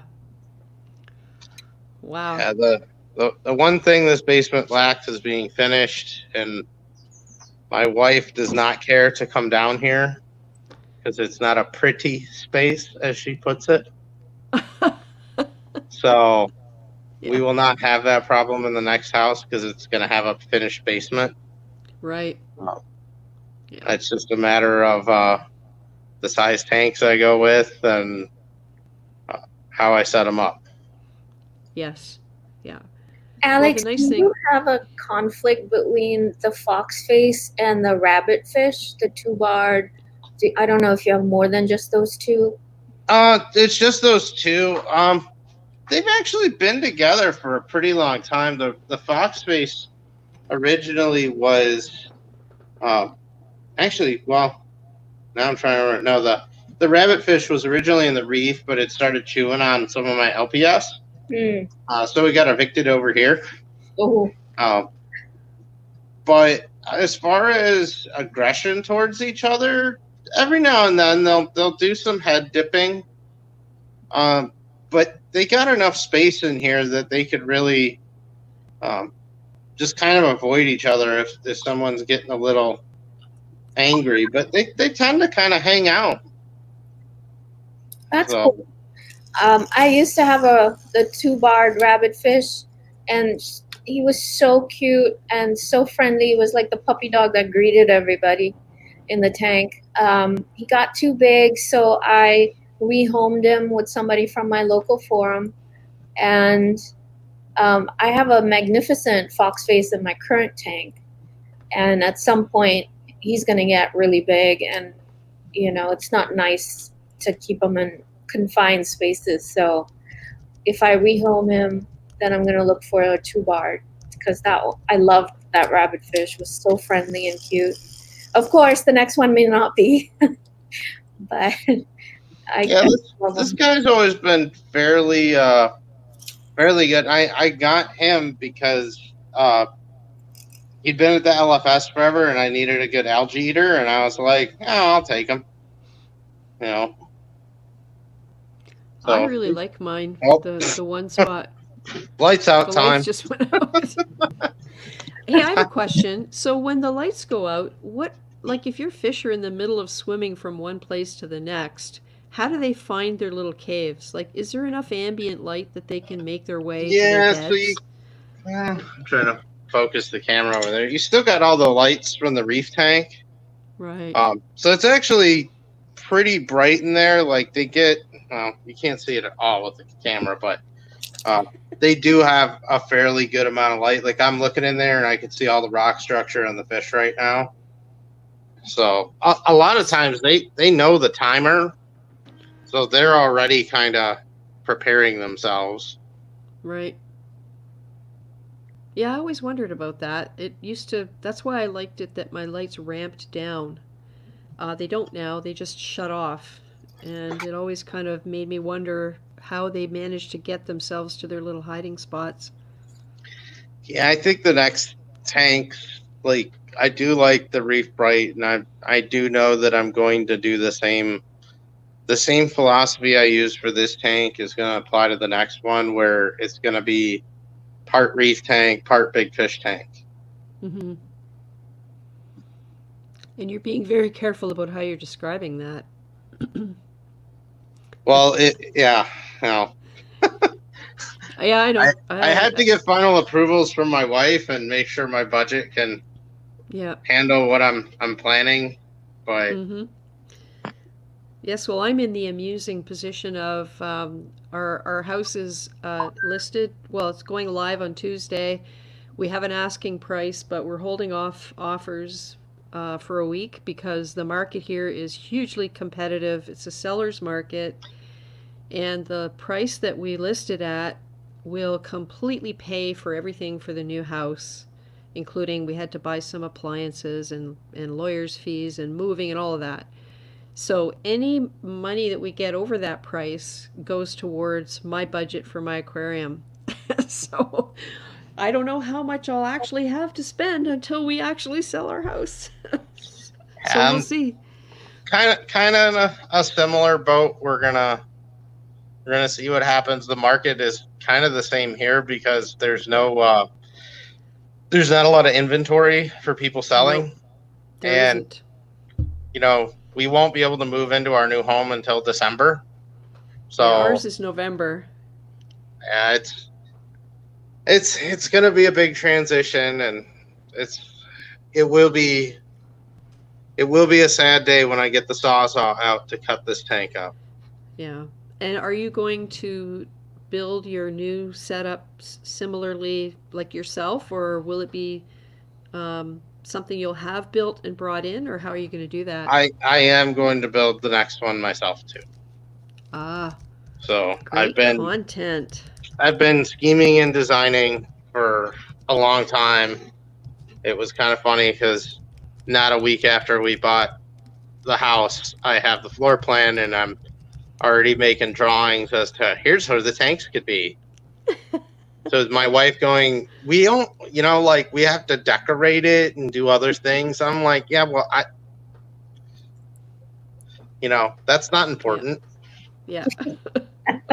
Well, we're minor celebrities at our builder because there are obviously many, many conversations that go around and around about us and our fish tank. They took several weeks to come up with engineering plans for support walls to go under the tank because it's going in a main floor room right at the front of the house. It's supposed to be a bedroom, right? The most recent thing was that we were asked to sign a waiver to say that it was quite possible that the 12 by 24 ceramic tile we're going to use would have a problem because of the tank, and they wanted us to sign a waiver to say that any problems that happened, they weren't going to be responsible for. And the issue with that is there's a lot of area that has 12 by 24 tile, not just this room. So we called the actual installer guy, the flooring guy, and talked to him about it, and he really didn't understand that what we were having done to support the floor was meant to eliminate micro movement, because he was told that it had to be installed perfectly level and flat. And we've never asked for that. We just want it to be installed to industry standards, which are fine, because when you put a tank in, you go through that whole process, right? Of getting the stand level and then getting the tank level. No floor is perfectly level and flat, not even a concrete floor. Well, that would be the only way to try to even get close, because the second tile goes in, level goes out the window. Exactly, and they have a crown apparently and all this kind of thing. But I'm getting a T-slot, aluminum T-slot with a perimeter at the bottom, as opposed to legs with point loads. So hopefully that will help, and a decent profile so that it's not going to deflect at all. So anyway, after talking to him for half an hour and reassuring him, he said, okay, that's fine. And we just wrote back and we said, no, we're not signing this waiver. The industry standard should be fine. But just the wording in some of the emails that came with this request to sign the waiver, like, these people have been talking about this for weeks, and no one talked to us about it. So, between the support walls and the tile, everybody's talking about the fish tank. And my husband has a picture of one of the 6x6 posts that's inside the house that has writing on it. And the writing is a list of different things like plumbing, heating, this, that, the other. And then fish tank with a giant question mark is written on this post. It's really funny. So yeah, I guess we're going to be having a lot of guests once the tank is up and running, so that they can all see what they did. Hey Alex, can I see that golden torch? Oh, those are anemones. No, the torch coral on the right side. These are all hammers and frog spawns. I don't have any torches in here. Oh wow! I was gonna ask how's the flow? It looks almost like slow motion. The orange yellow ones.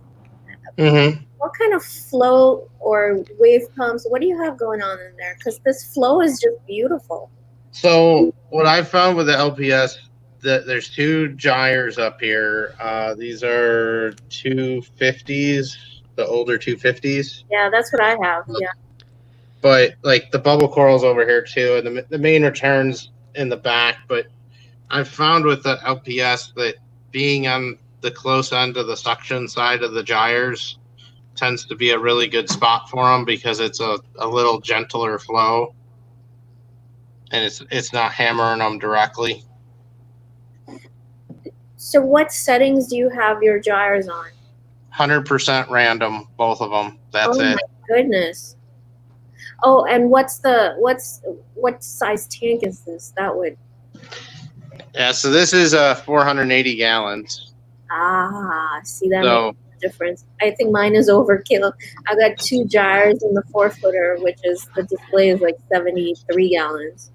Yeah, so here's the magnets for the gyres, so they're spread out pretty good. And you can see they're kind of in the back there. Yeah, I do see it. That so you said this orange, yellow, flowy coral thing on the left side. No, on the these guys. What are these? They're some type of sunburst anemone. Some people call them Chicago sunburst. Gotcha, gotcha. Actually, they're closed up pretty good right now. They're just beautiful. That flow is amazing. Yeah, the gyres hit pretty good right in the middle. Everything starts really tumbling, and then the soft coral section gets hammered with some really nice flow. So the Xenia and the Stereoneptheas, all the softies in here have been really loving it. So this tank now, is it 3 years, Alex? Yeah, right around the 3-year mark. So Yep. See, isn't that funny? The move after 3 years. That's exactly where mine was, and I was just thinking how this has really, really come along in that time, even with that crash you had, or the mini crash with the SPS problem. It's yeah, just beautiful. I've added more flow in the SPS section. You can't see them, but there's a MP40 in the back, or 2 MP40s in the back now. So. Well, Johnny Martinez says, Alex G, hope you and your family have a wonderful move and safe. However, it won't be the same not seeing your aquarium. If you need a babysitter, or should I say reef sitter, I'm available. Well, it'll be with me when we get to our new place, just in a very downsized manner. Just temporarily.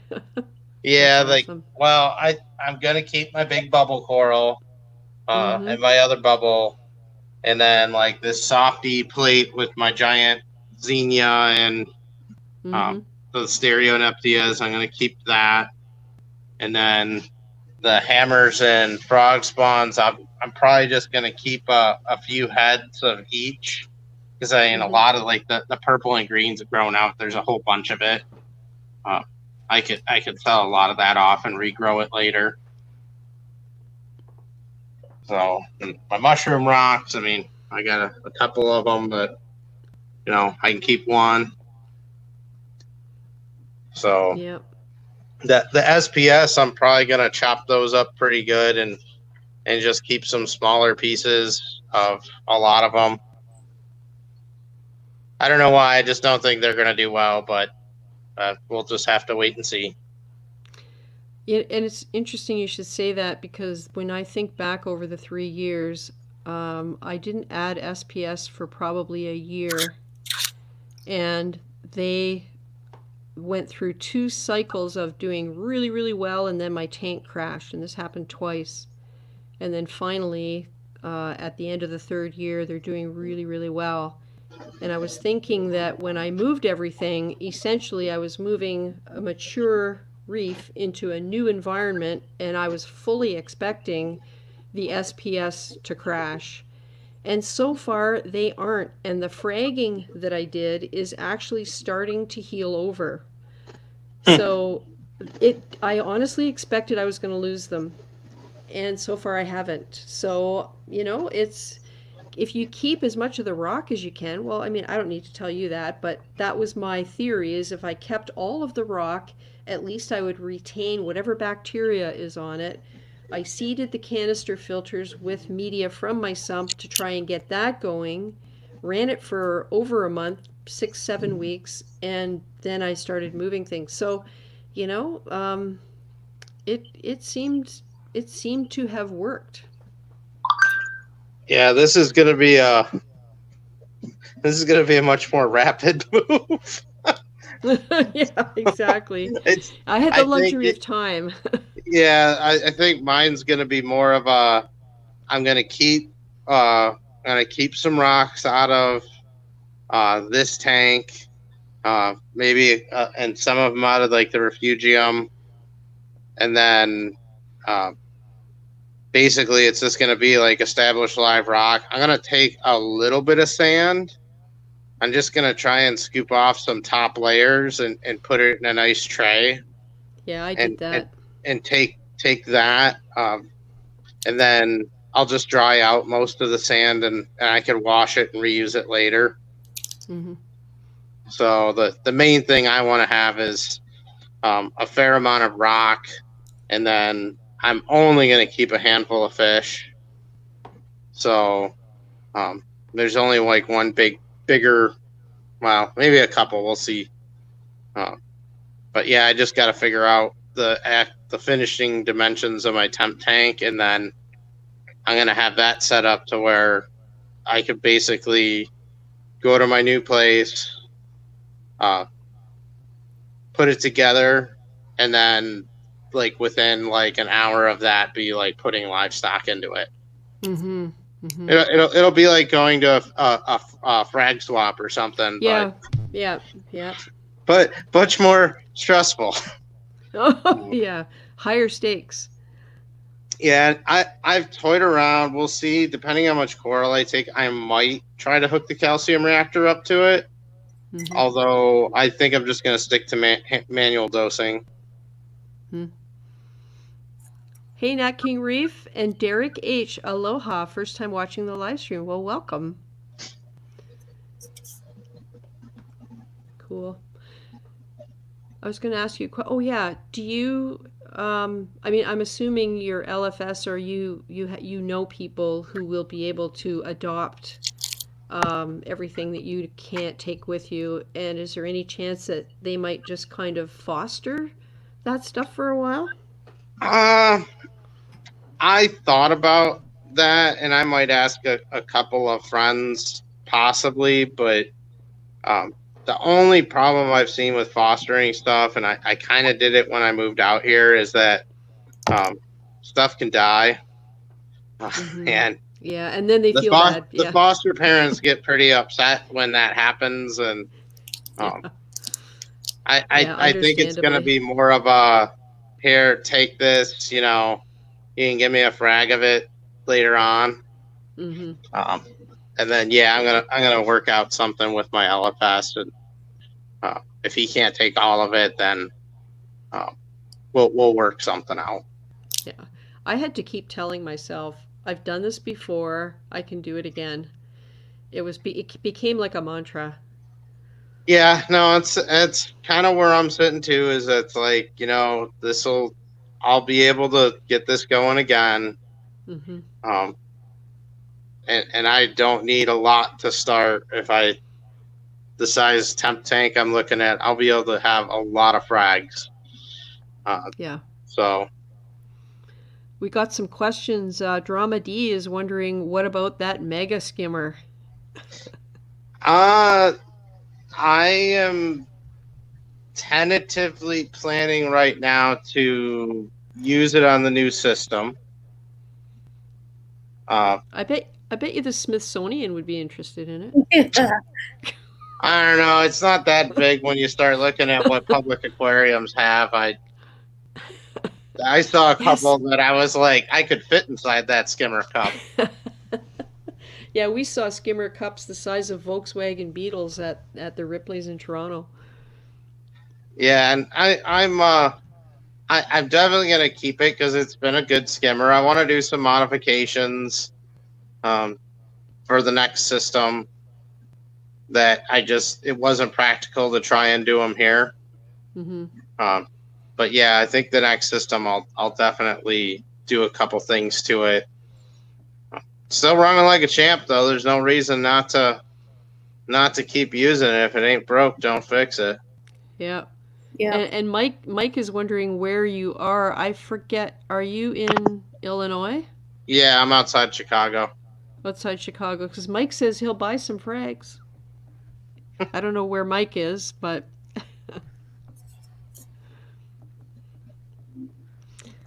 And Nat King Reef says he just moved, took down his 90-gallon, and set up a 40 Nuvo with some rocks from the sump. So, yeah. And I moved Mollywood, and I removed all the sand. And 3 weeks later, she's still looking good. So I got lucky. It's 11 o'clock. Oops. Yeah, it's gonna be a challenge, that's for sure.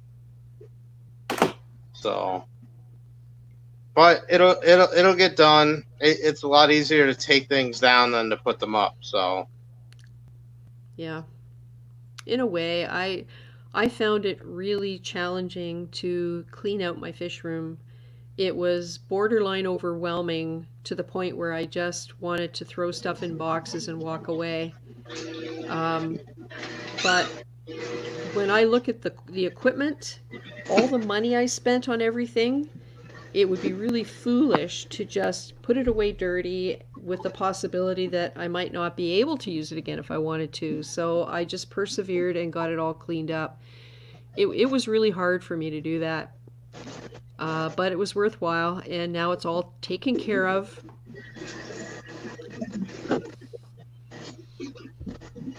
That thing is amazing. yeah, it will definitely be back. I think I'm gonna have some fun when I modify it. So Nat King Reef is wondering, Alex, you'd be a good one to answer this. What are important tips for setting a tank in a basement?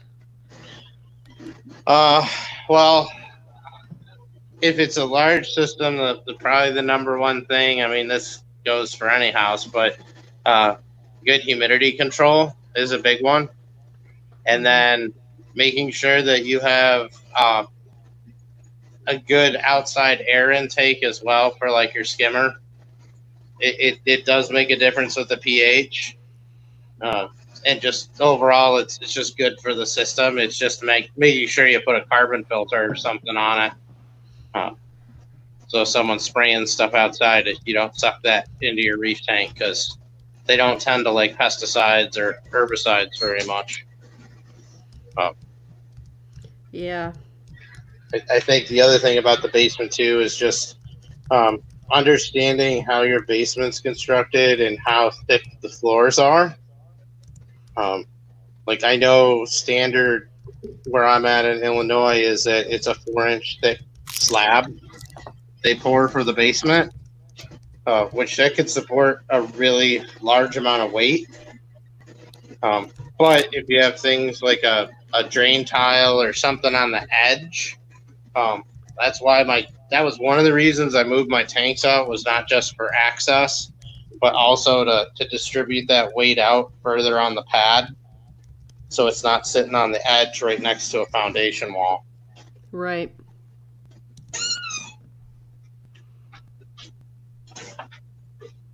I'd say those are probably the biggest things. Yeah. Making sure whatever you're doing fits down there too. That's always a good one. Yeah, access, being able to get in and out with stuff. Derek H says, wow, nice skimmer. So I told him you designed and built it yourself and that your YouTube channel has lots of videos. Yeah, it's been a little slow on making them lately, but me too. there'll be more. I mean, a lot of my life right now has been decluttering and getting my house ready. So I hear ya.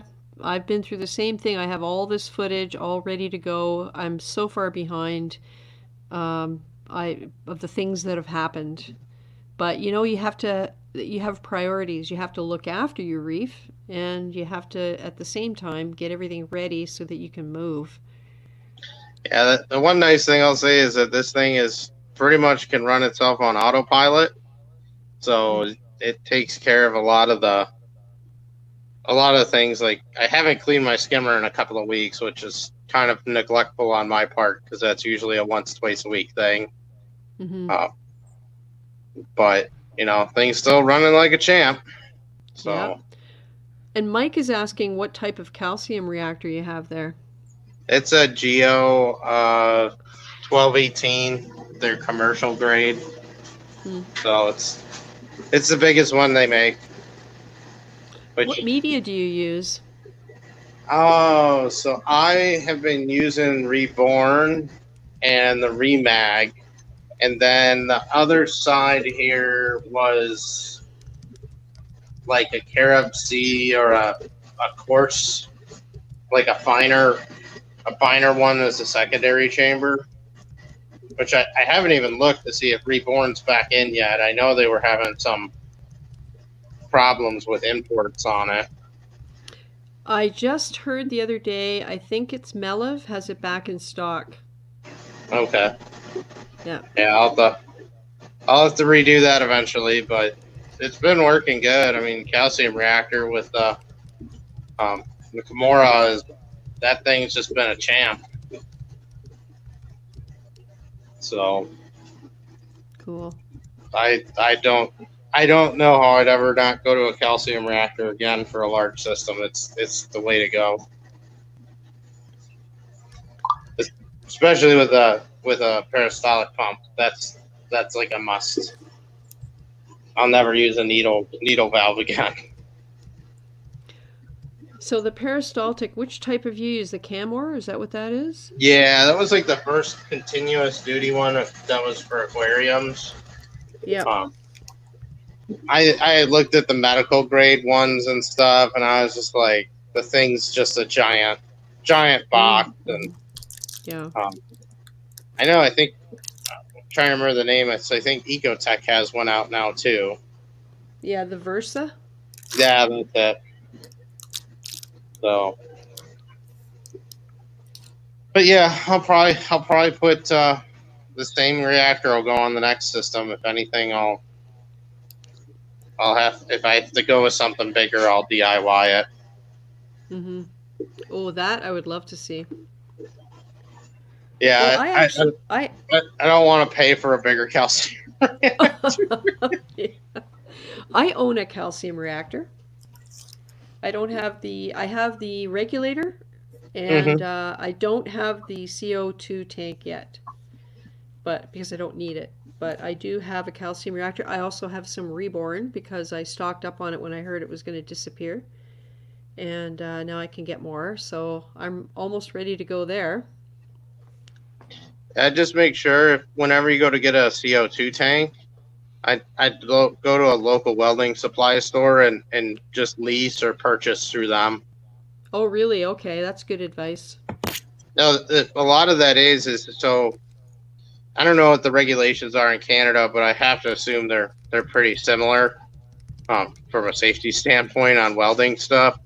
So any tanks that are going to take really high pressure, the manufacturer and sometimes whoever's selling them, they stamp those tanks to basically certify that they'll hold the pressure.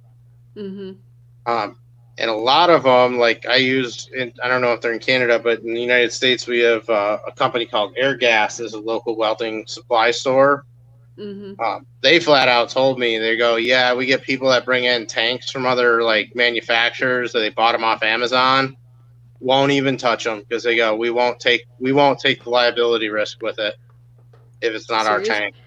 Seriously, Yeah. I buy a lot on Amazon. CO2, like gas under pressure in a tank, is not something I'd buy, or a tank to put gas in. Yeah, they'll sell the empty tanks on Amazon. Yeah. But in order to get it filled, whoever's filling it needs to certify it can hold the pressure. And a lot of times they won't use outside tanks. They'll only use ones that they have. So yeah, that's really good advice. And I know welding supplies, there's a lot of them around here because of the manufacturing base we have. Mm-hmm. Yeah, so like, I mean, I had like a steel cylinder for this one. I leased it. I didn't outright purchase it. Mm-hmm. But I think it's like $90 a year I pay for the cylinder, and then it's lasted a long time because I got a 20-pound tank, and it's lasted a really long time. Yeah, that was going to be my next question. What size is it? 20 pounds. Okay. Yeah, but I decided to just go with a 20. That was the biggest one that I could easily move by myself because a 55-pound cylinder weighs like 150 pounds. Wow. So that's not the CO2 though, right? That's the actual metal and whatever it needs. Well, like I think my tank weighs 50-some pounds, and then you gotta, whatever the tank weight is, you have to add on the weight of the gas. And CO2 is heavy? I did not know that. Well, that's what they sell it by you're getting in a compressed liquid, so it's just getting compressed into a weight. Okay. There's so much I don't know. I need to educate myself on this. I have been thinking my next setup. I'm not going to do it here, but what I was thinking I would do is I would buy a scale and put the cylinder on it, and then zero the scale out with the cylinder on it, so that as the gas is used from the tank, you could start to see the weight fall off of it. Oh. So that way you might be able to anticipate when your tank is going to run out. Yes. Instead of finding out the hard way when you look at the high pressure and see that it's gone. 2 weeks later, you have no, yeah. So that's something I'm going to do in the next one. And but so if the CO2 stopped flowing, I assume the pH would go up. Yep. So if you had a controller on there, it would tell you, or you could set it up to tell you when the pH goes up. So that would be your indication. Yeah. So I have a pH probe in there, and it's got two settings on it. Well, actually, I think the main one I did was if the pH gets too low, it's got a double redundancy to shut off the gas. So if it gets below 6.45, then it will cut the power to the carbon doser, which should stop it from being allowed to flow gas. And then I've also put in an Apex or a Neptune Systems solenoid valve too. That'll work for CO2. Right. So it'll shut that valve off too if the pH gets too low.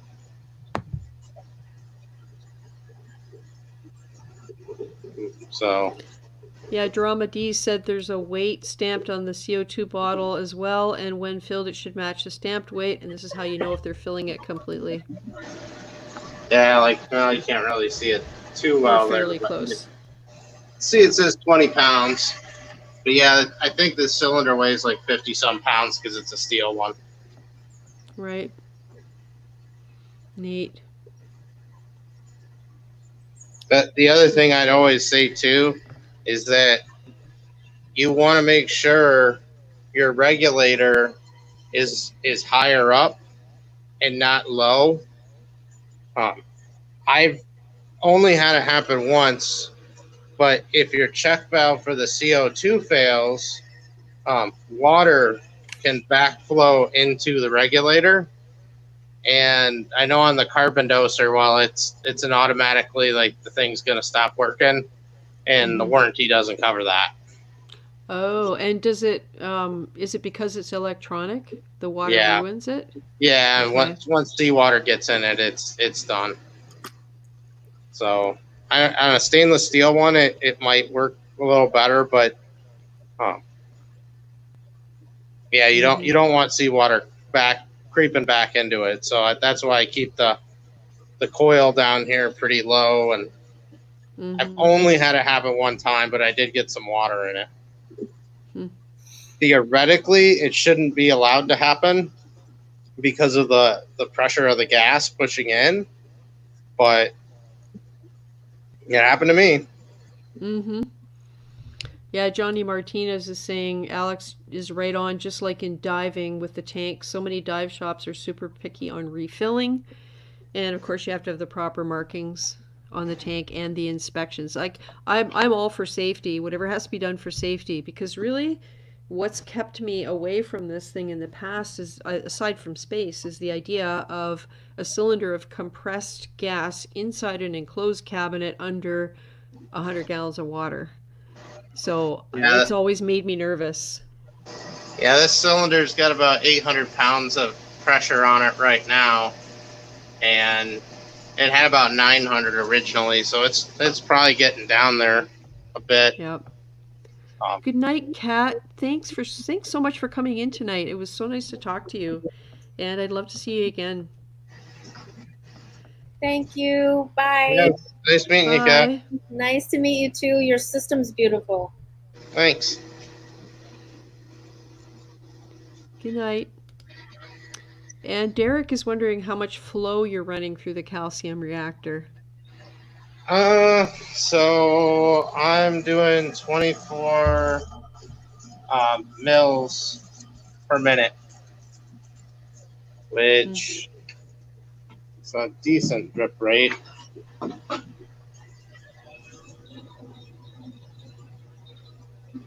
Oh yeah, about 3 drops a second ish. Yeah, I actually turned this down recently because I have been cranking it up and cranking it up and then cranking it up more, and then my elk finally started like getting into the 9 range, which is a little bit on the high side for what I like. Because I had been manual dosing a little bit a few months ago, so now I've actually been backing off of it and turning down the gas going into it, and then turning down the rate of flow on it. Because that's one thing I've learned with calcium reactor is that the pH inside of it, you want to be in the range, but really, I don't think I would want my pH probe to really control the CO2 on and off constantly. Mm-hmm. I think with the carbon doser, you get the right rate on it and you get the right flow rate through it with a peristaltic pump, then really the pH probe should only serve as a safety if something gets out of whack. Yeah. What is the pH in the reactor? Drama D is just wondering where you keep it. Okay, now I'm gonna have to have to look at the thing. It's like, I think it's usually like 6, 7, sometimes 6, 8.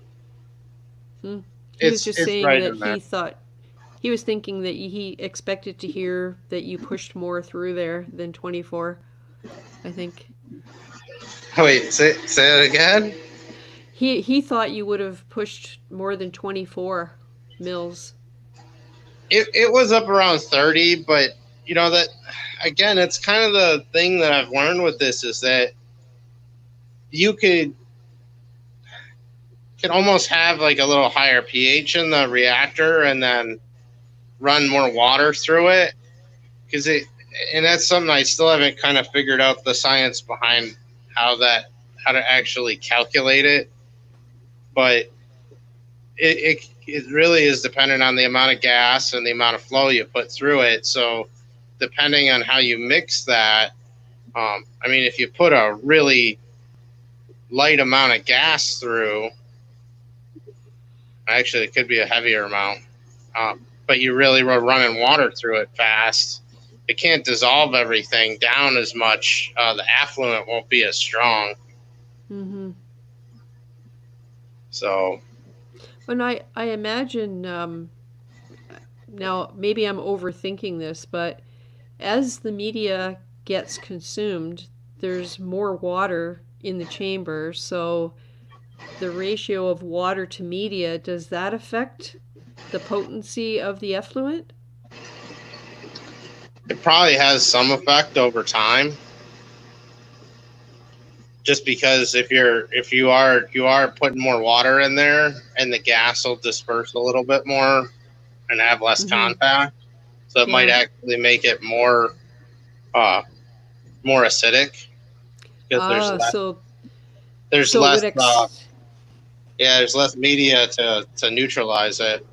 So it would possibly accelerate the dissolving of the media and change the acidity of the effluent.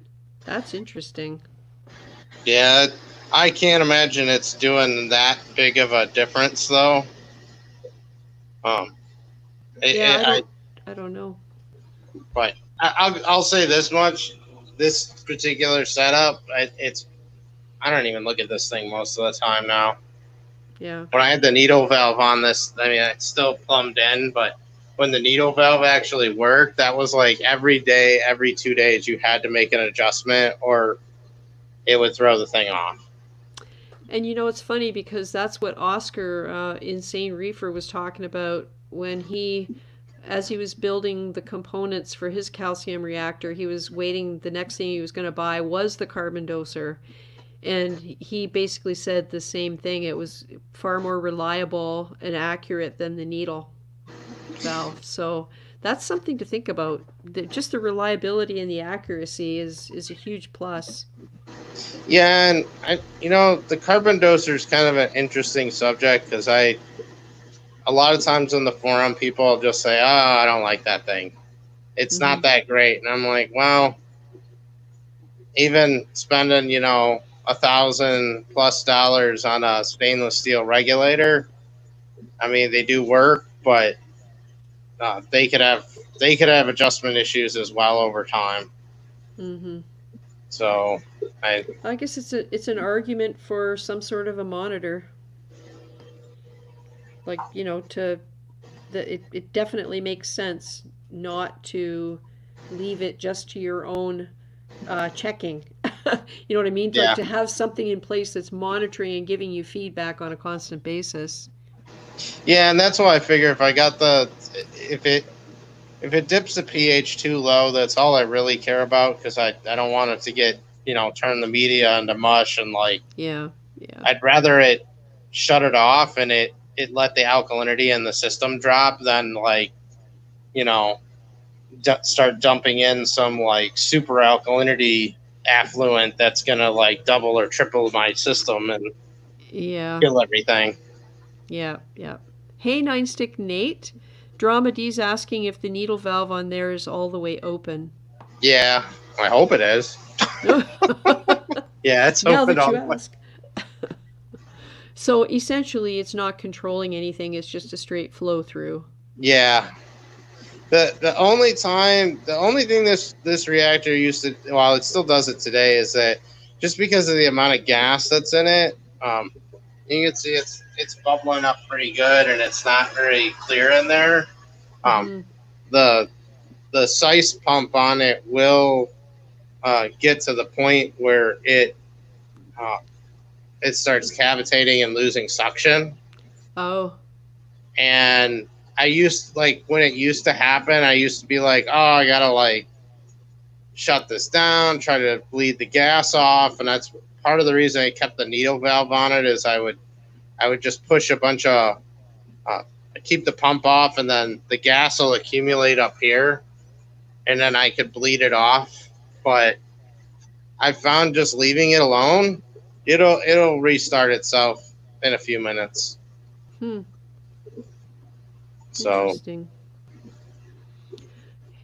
But it works. So yeah, every time I talk about calcium reactors, I learn something. It's just, there's so much, and I'm so reluctant to just throw a piece of equipment on without fully understanding what it does, how it does it, how to fix it if you have a problem, all that kind of thing.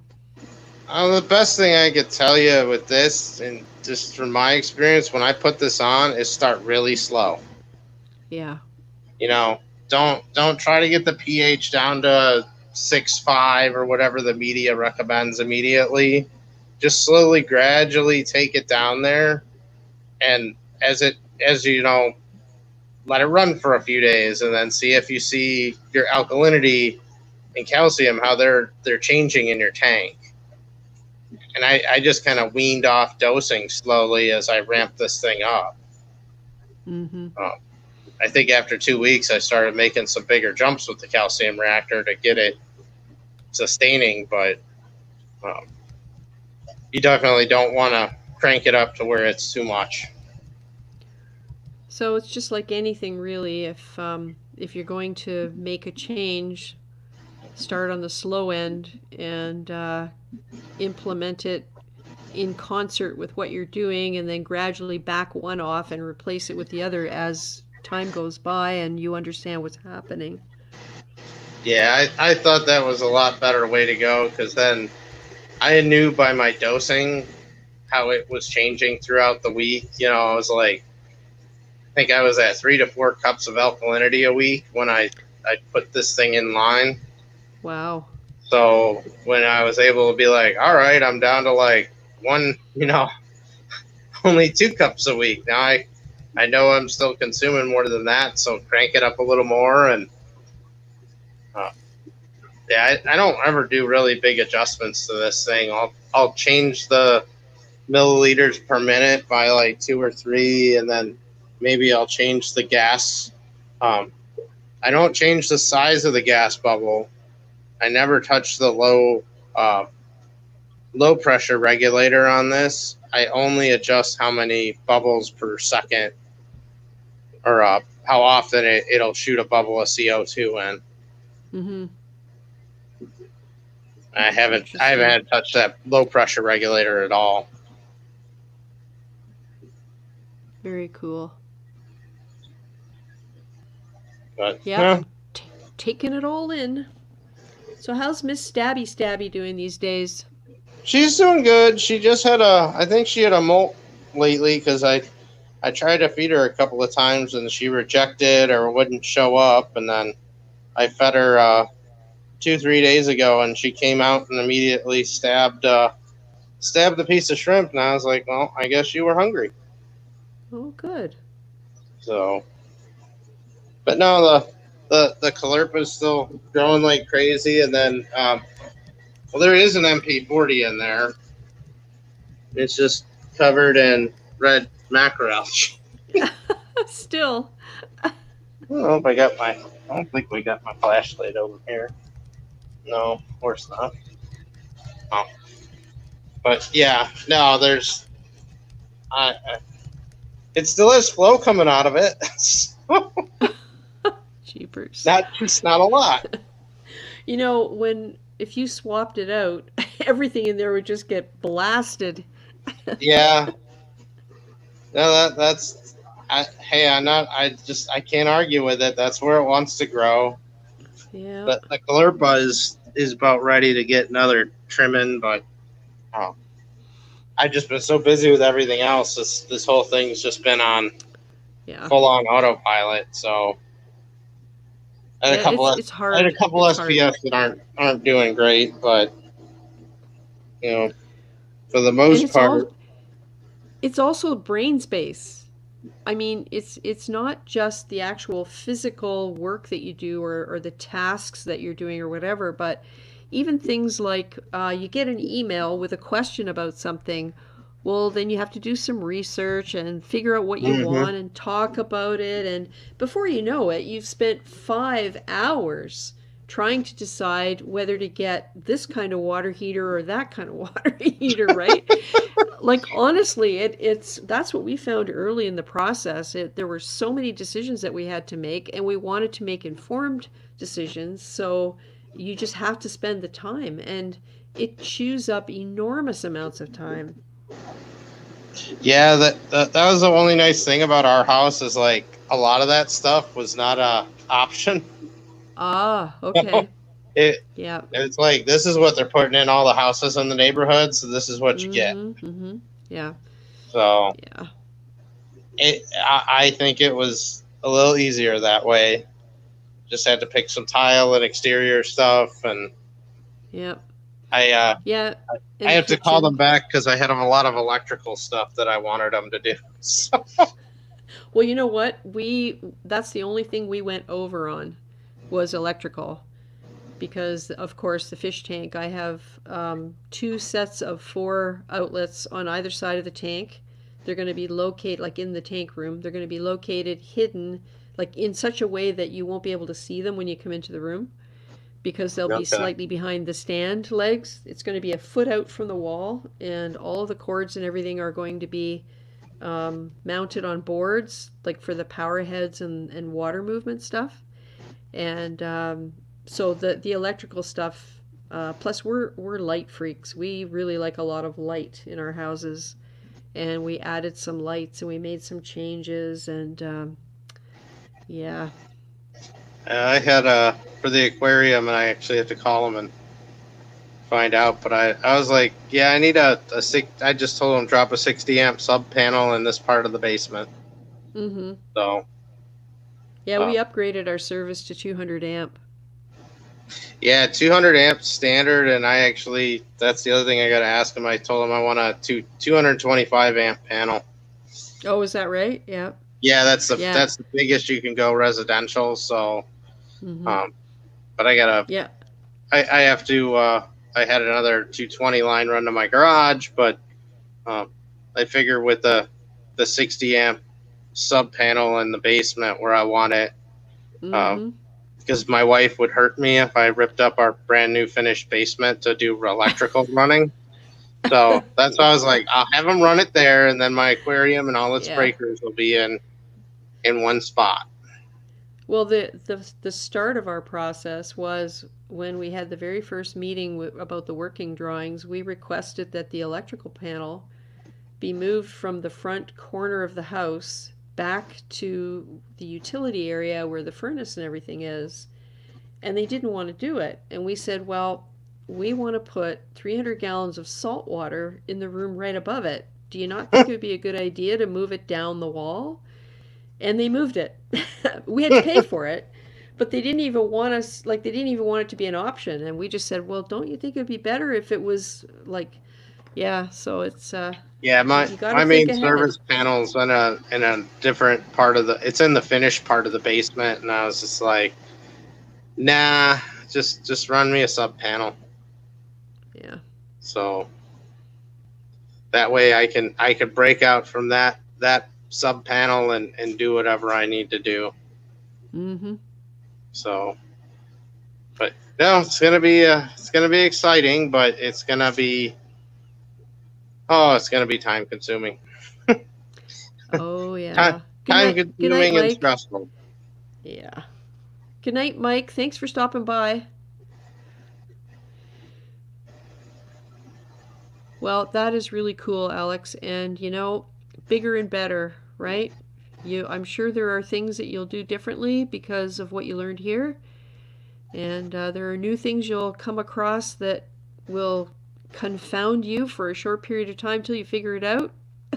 Yeah, I hate to say the gears have been turning already, and Oh, yeah. design, and I like I said, I'm gonna keep my skimmer going here, because this thing's been running like a champ. Mm-hmm. Well, it's just nicely broken in, right? Well, I know it works. I like the gravity feed. I'm gonna keep that. Mm-hmm. Because that saves me a very large pump. Mm-hmm. So I think it's just going to be a matter of scaling everything and understanding where I want to put it, and definitely going to do another radiant heating system. But I'm contemplating that, trying to figure out a way to do that. yeah, I think I might, for the next one, buy a separate tankless water heater. Mm-hmm. And basically that tankless water heater will just be hooked up to a loop of water. Yep.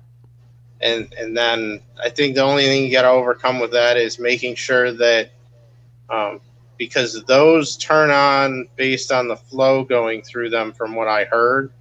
Yes. So you have to make sure you have a strong enough pump, recirculation pump, to trigger them to turn on. Yeah. So yeah, I'm debating. We went with tankless, and I'm debating the vessel that I'm going to use to handle water changes. That I can divert the water like around it, do a water change, and then put the water back into there, and then add it back to the system with valves. I'm debating that might be the spot to coil the hose for the radiant heat. So we'll see what I can come up with. Yeah, and I gotta think about how I want to do water changes in the next one too, because I know I really like kind of what Blue Carbon Reefing has in his system, with that he just has a large roto-molded tank. Yep, that's part of his system, and I'm just that's where I saw it, and that's exactly what I want to do. Yeah, because it'd be nice to be able to just say, have two of those tanks, mix up one with fresh salt water, and then Yep. when you're ready to do a Yep. water change, you just drain the one that's connected to the system, and then pump new water in it, and you're done. Yeah, exactly. And essentially, the remote water change that I had for my Red Sea Reefer was like that. I just pumped water out of the sump, and it went down a drain, and then the tote in the basement had a pump in it that pumped water back up and refilled the sump. And it was so easy. I just had to remember to turn the right equipment off, including the UV sterilizer, because if you don't, well, anyway, that's a long story, but I soon learned to turn everything off. And yeah, it worked Did the UV beautifully. sterilizer melt into a puddle of plastic, or? No, what happened was the way we had it installed, the feed pump was in the return chamber and it went up into the sterilizer and across. The return hose went into the chamber that came down where the pipes came down from above. So essentially, the UV sterilizer circulated water through the sump, right? Hmm. So the center section of the sump is where I took the water out to do the water changes. So if when I shut the return pump off in order to get everything settled down and do the water change, the water would of course come down, come to a certain level. If the UV sterilizer was running, as I pulled the water out of the center chamber, it would get refilled because the water is being pumped out of the return chamber and flowing back Yeah. in. And there was, when it happened to me, I probably did a 27-gallon water change because yeah, before I even knew what was happening, I wasn't understanding what I was seeing. And then I realized what the problem was. So it was panic stations. Anyway. Yeah, it's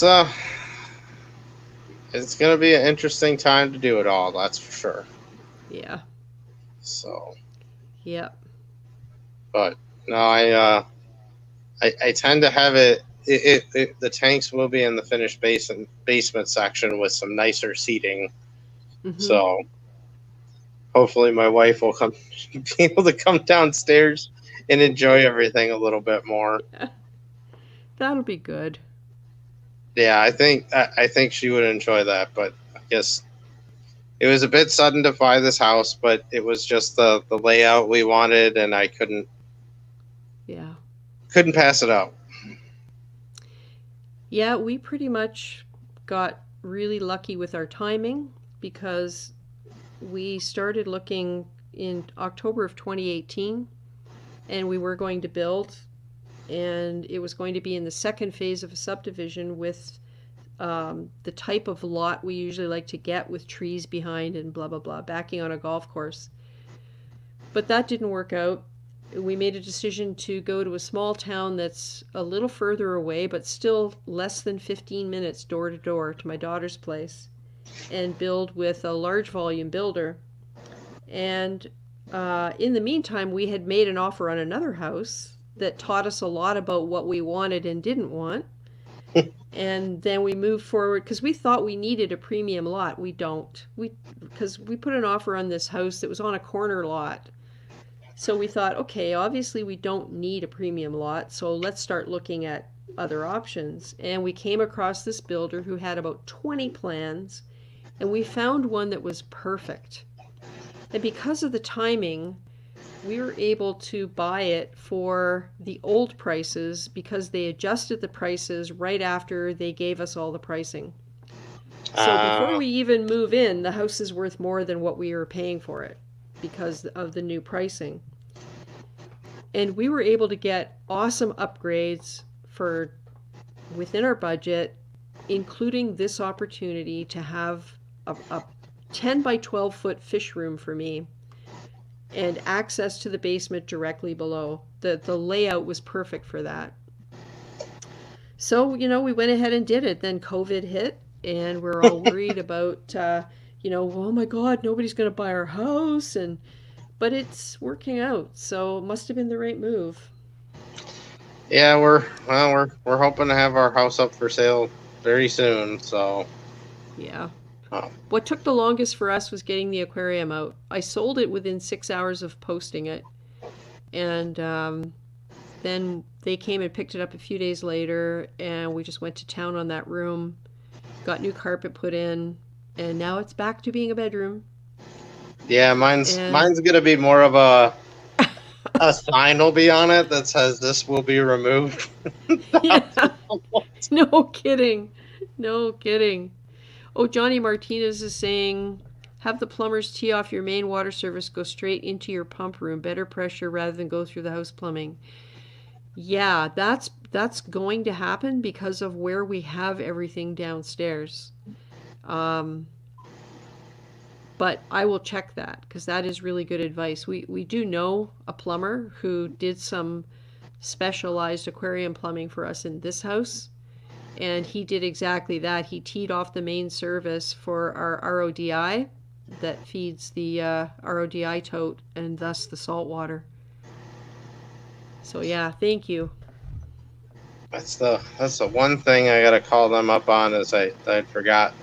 So I have a full bathroom being put in my basement, and I just gotta tell them I need them to stud out water on the back side of that wall in a drain. Yeah. So I can put a utility sink in and hook up the RO. Well, I thought you were going to say you were going to be able to clean your skimmer in the bathtub or something. No, we'll see. You know, there's a couple of things with my skimmer I had. So one of them is ideally next build I'm going to lower the skimmer closer to the floor. Mm-hmm. By a few inches, but I think the next tank will be slightly higher. So I want to be, in order to be able to take better advantage of the gravity. I need the skimmer to sit lower so the natural height of the water in the skimmer could be a little higher. You could put a little turbine in there and generate electricity while you're at it. I don't think I'm going to get anything back. But, hey, if the main return pump can return water to the tanks and feed the skimmer, I'd be good with that. Yeah. Well, we're even considering external pumps. I will probably have 2 return pumps. And, yeah, I was talking with Jeff from Daily Reefing, and I think I might go to an Abyss pump on my next tank. Yeah. So. Yeah. I like my reef flow, but changing seals is just kind of it's gotten a little annoying. Yeah, I have to do research into pumps and hope I get enough money for the house to actually be able to buy something that's going to be good.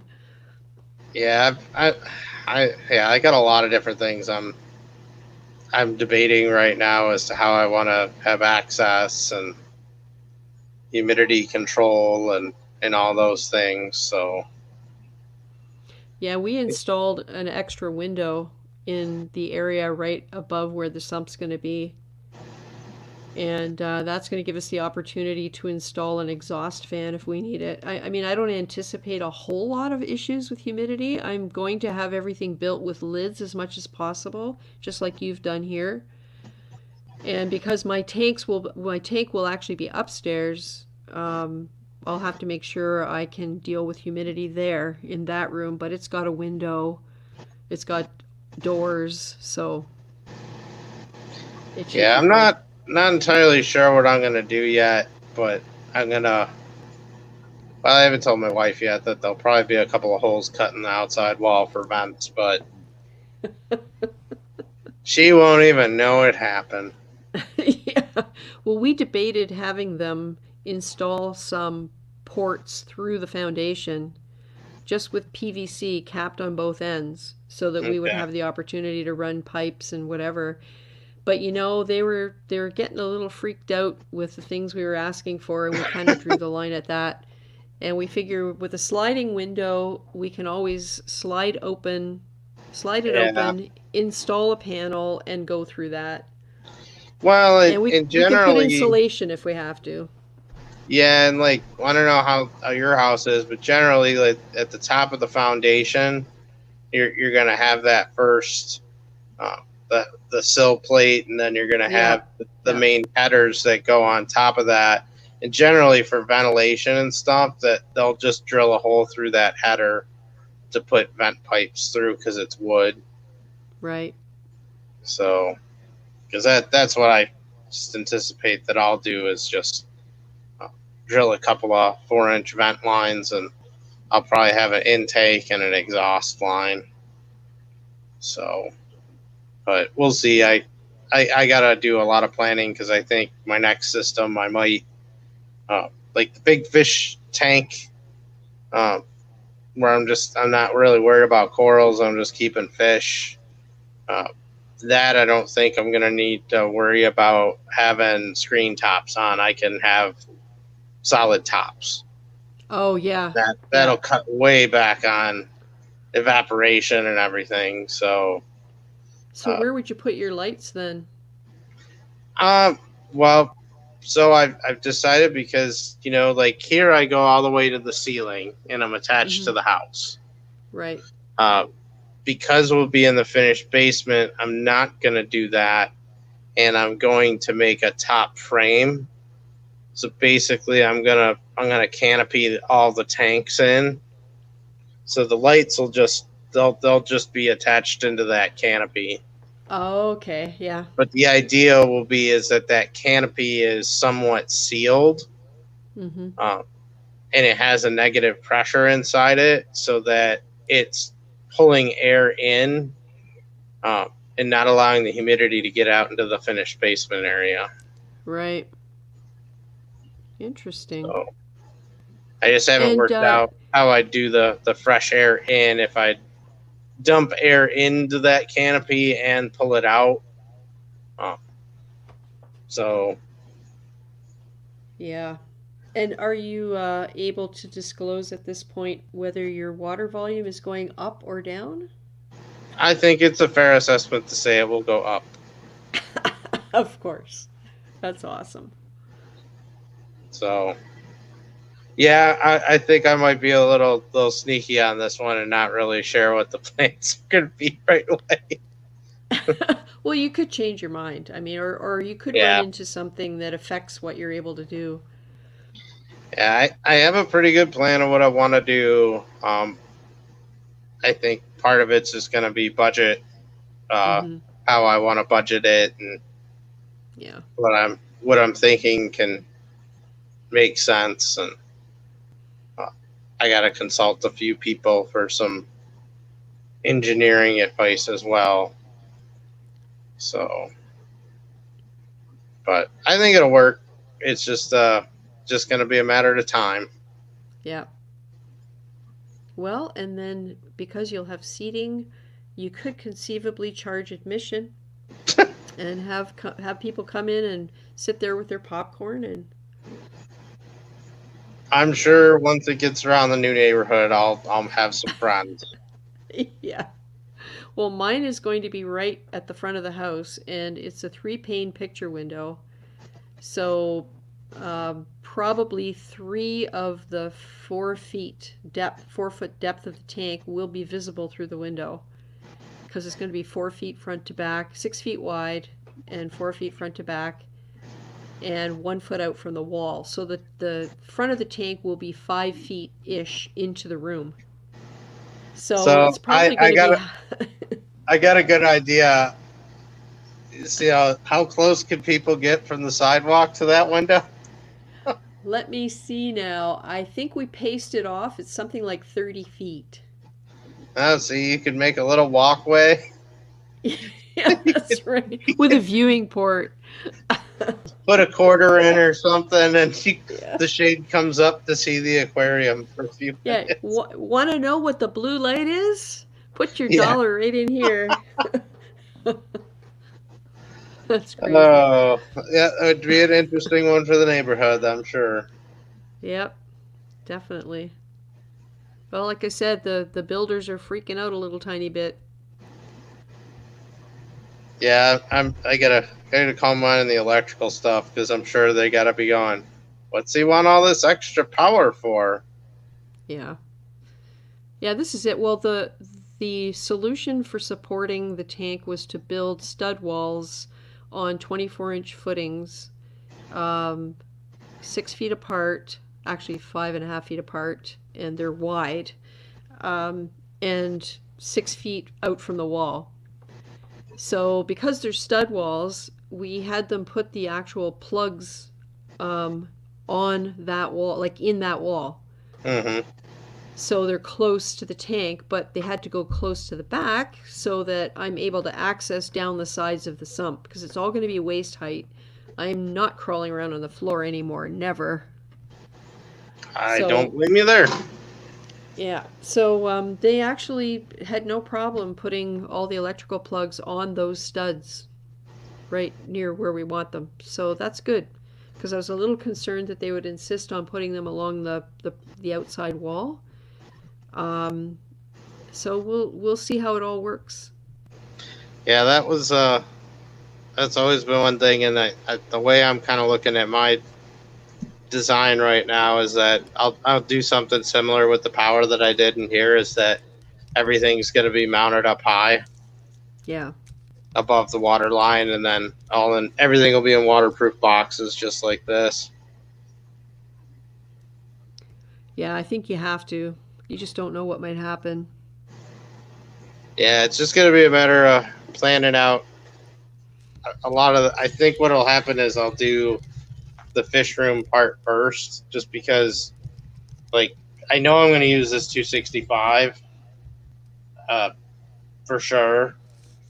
I just don't know if I'm going to use the 150 or the 120 back there. What else I might do for like some capacity and water volume. Mm-hmm. So, and then I gotta figure out once I do all that is kind of lay out where the tanks are gonna sit in the finished basement, how to plumb back to them and get power to them. So you'll have a door from the finished area to the fish room. Yep, there's a utility space that's pretty large, so I'm just gonna put the fish room in that, and then the only thing that'll be out in the finished basement area is just gonna be display. Mm-hmm. Yeah, we have a finished room, but it's just a room, and when you go down the stairs, at the bottom of the stairs, it's a left and along the wall to the door that leads to the unfinished area. And you travel through the finished area to the unfinished area, and there are no walls in the unfinished area in this part of the basement. So however much space I need, I can use. And if at some point we decide we need walls for whatever reason, then hopefully I'll already have established what I need and the space that I need, and we can just build around it. So it's not like I'm going to have to decide to build a specific size of fish room and then suddenly go, oh man, I wish I wouldn't have put that wall there because of blah, whatever.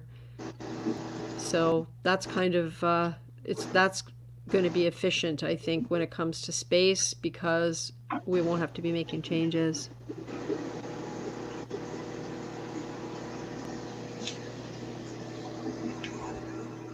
Yeah, that's kind of how I'm playing it. Is I got a ton of utility room space, so I'm just gonna leverage all that I can.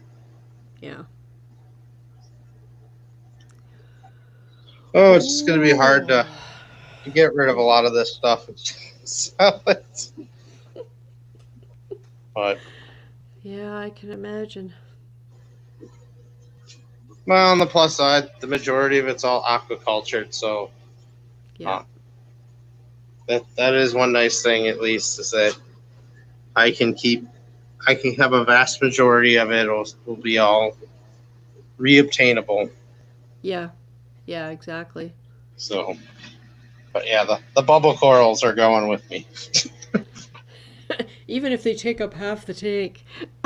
Yeah, there's gonna be a special place for the bubble coral because of how big it is.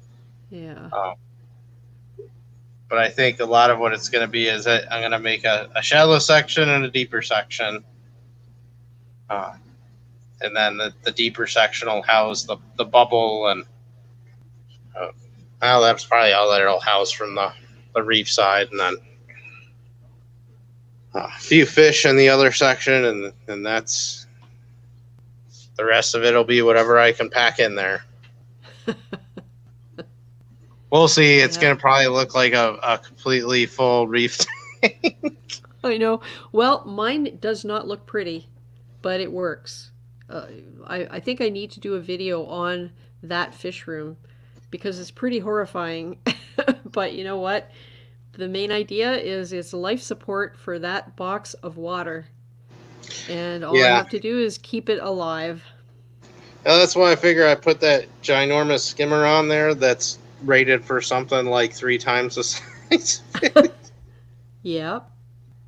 That'll take care of a lot, and the UV sterilizer should take care of any coral warfare stuff going on. And so maybe I'll go calcium reactor, but I think I'd rather not.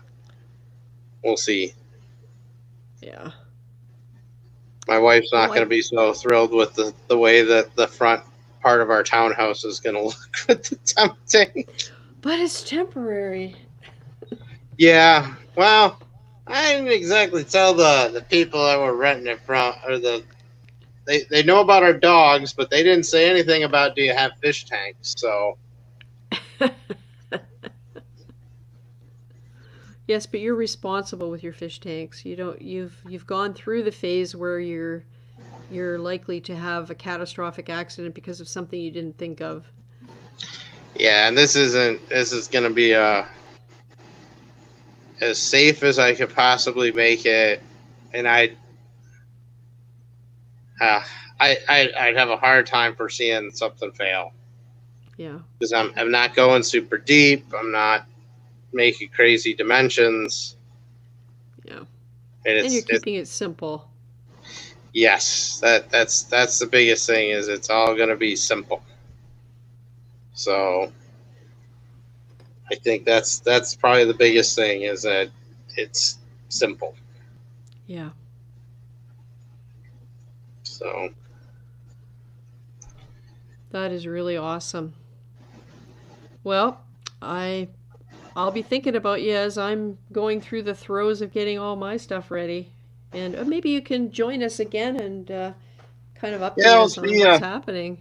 See where we're at in a couple of weeks. We can't.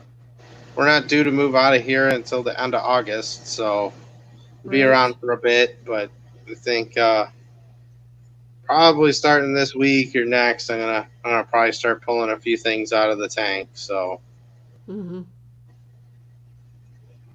But go from there. Yep, exactly.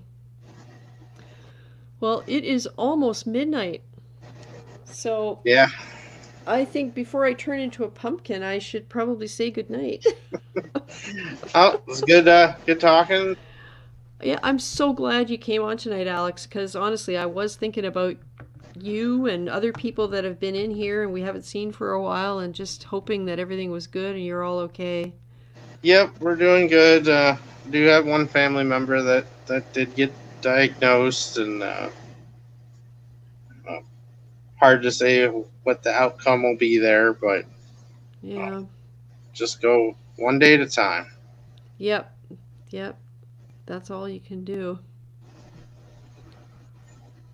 All right. So, well, thanks for having me on. Thank you, and this has been great. And live stream exclusive, Alex G's changing his tanks. Yeah, I'll try to get a video out in the next few days, but I figured I'd announce it here. Yep. Nice. All right. Thanks, Alex. All right. Have a good night. Yeah, you too. And thanks, everybody in the chat. Thanks for hanging out. We still have 14 people here. And I am not planning a stream for next week because our house will be in the phase of being actively shown to people who might want to buy it, and I have no idea where I'm going to be Saturday night, whether I can even be home or if I have to get out so that people can come and look. But I'll put out a reminder that says there's no stream, and hopefully be back the following Saturday, because by then the house should be sold. So once again, thanks so much, everybody. I really do appreciate you coming by, spending the time. And if you're watching the replay and you made it this far, thank you. And we will see you back here in a couple of weeks. So good night. Take care of yourself. Call me Nemo. You got this. Thank you. Good night, everybody. Stay safe.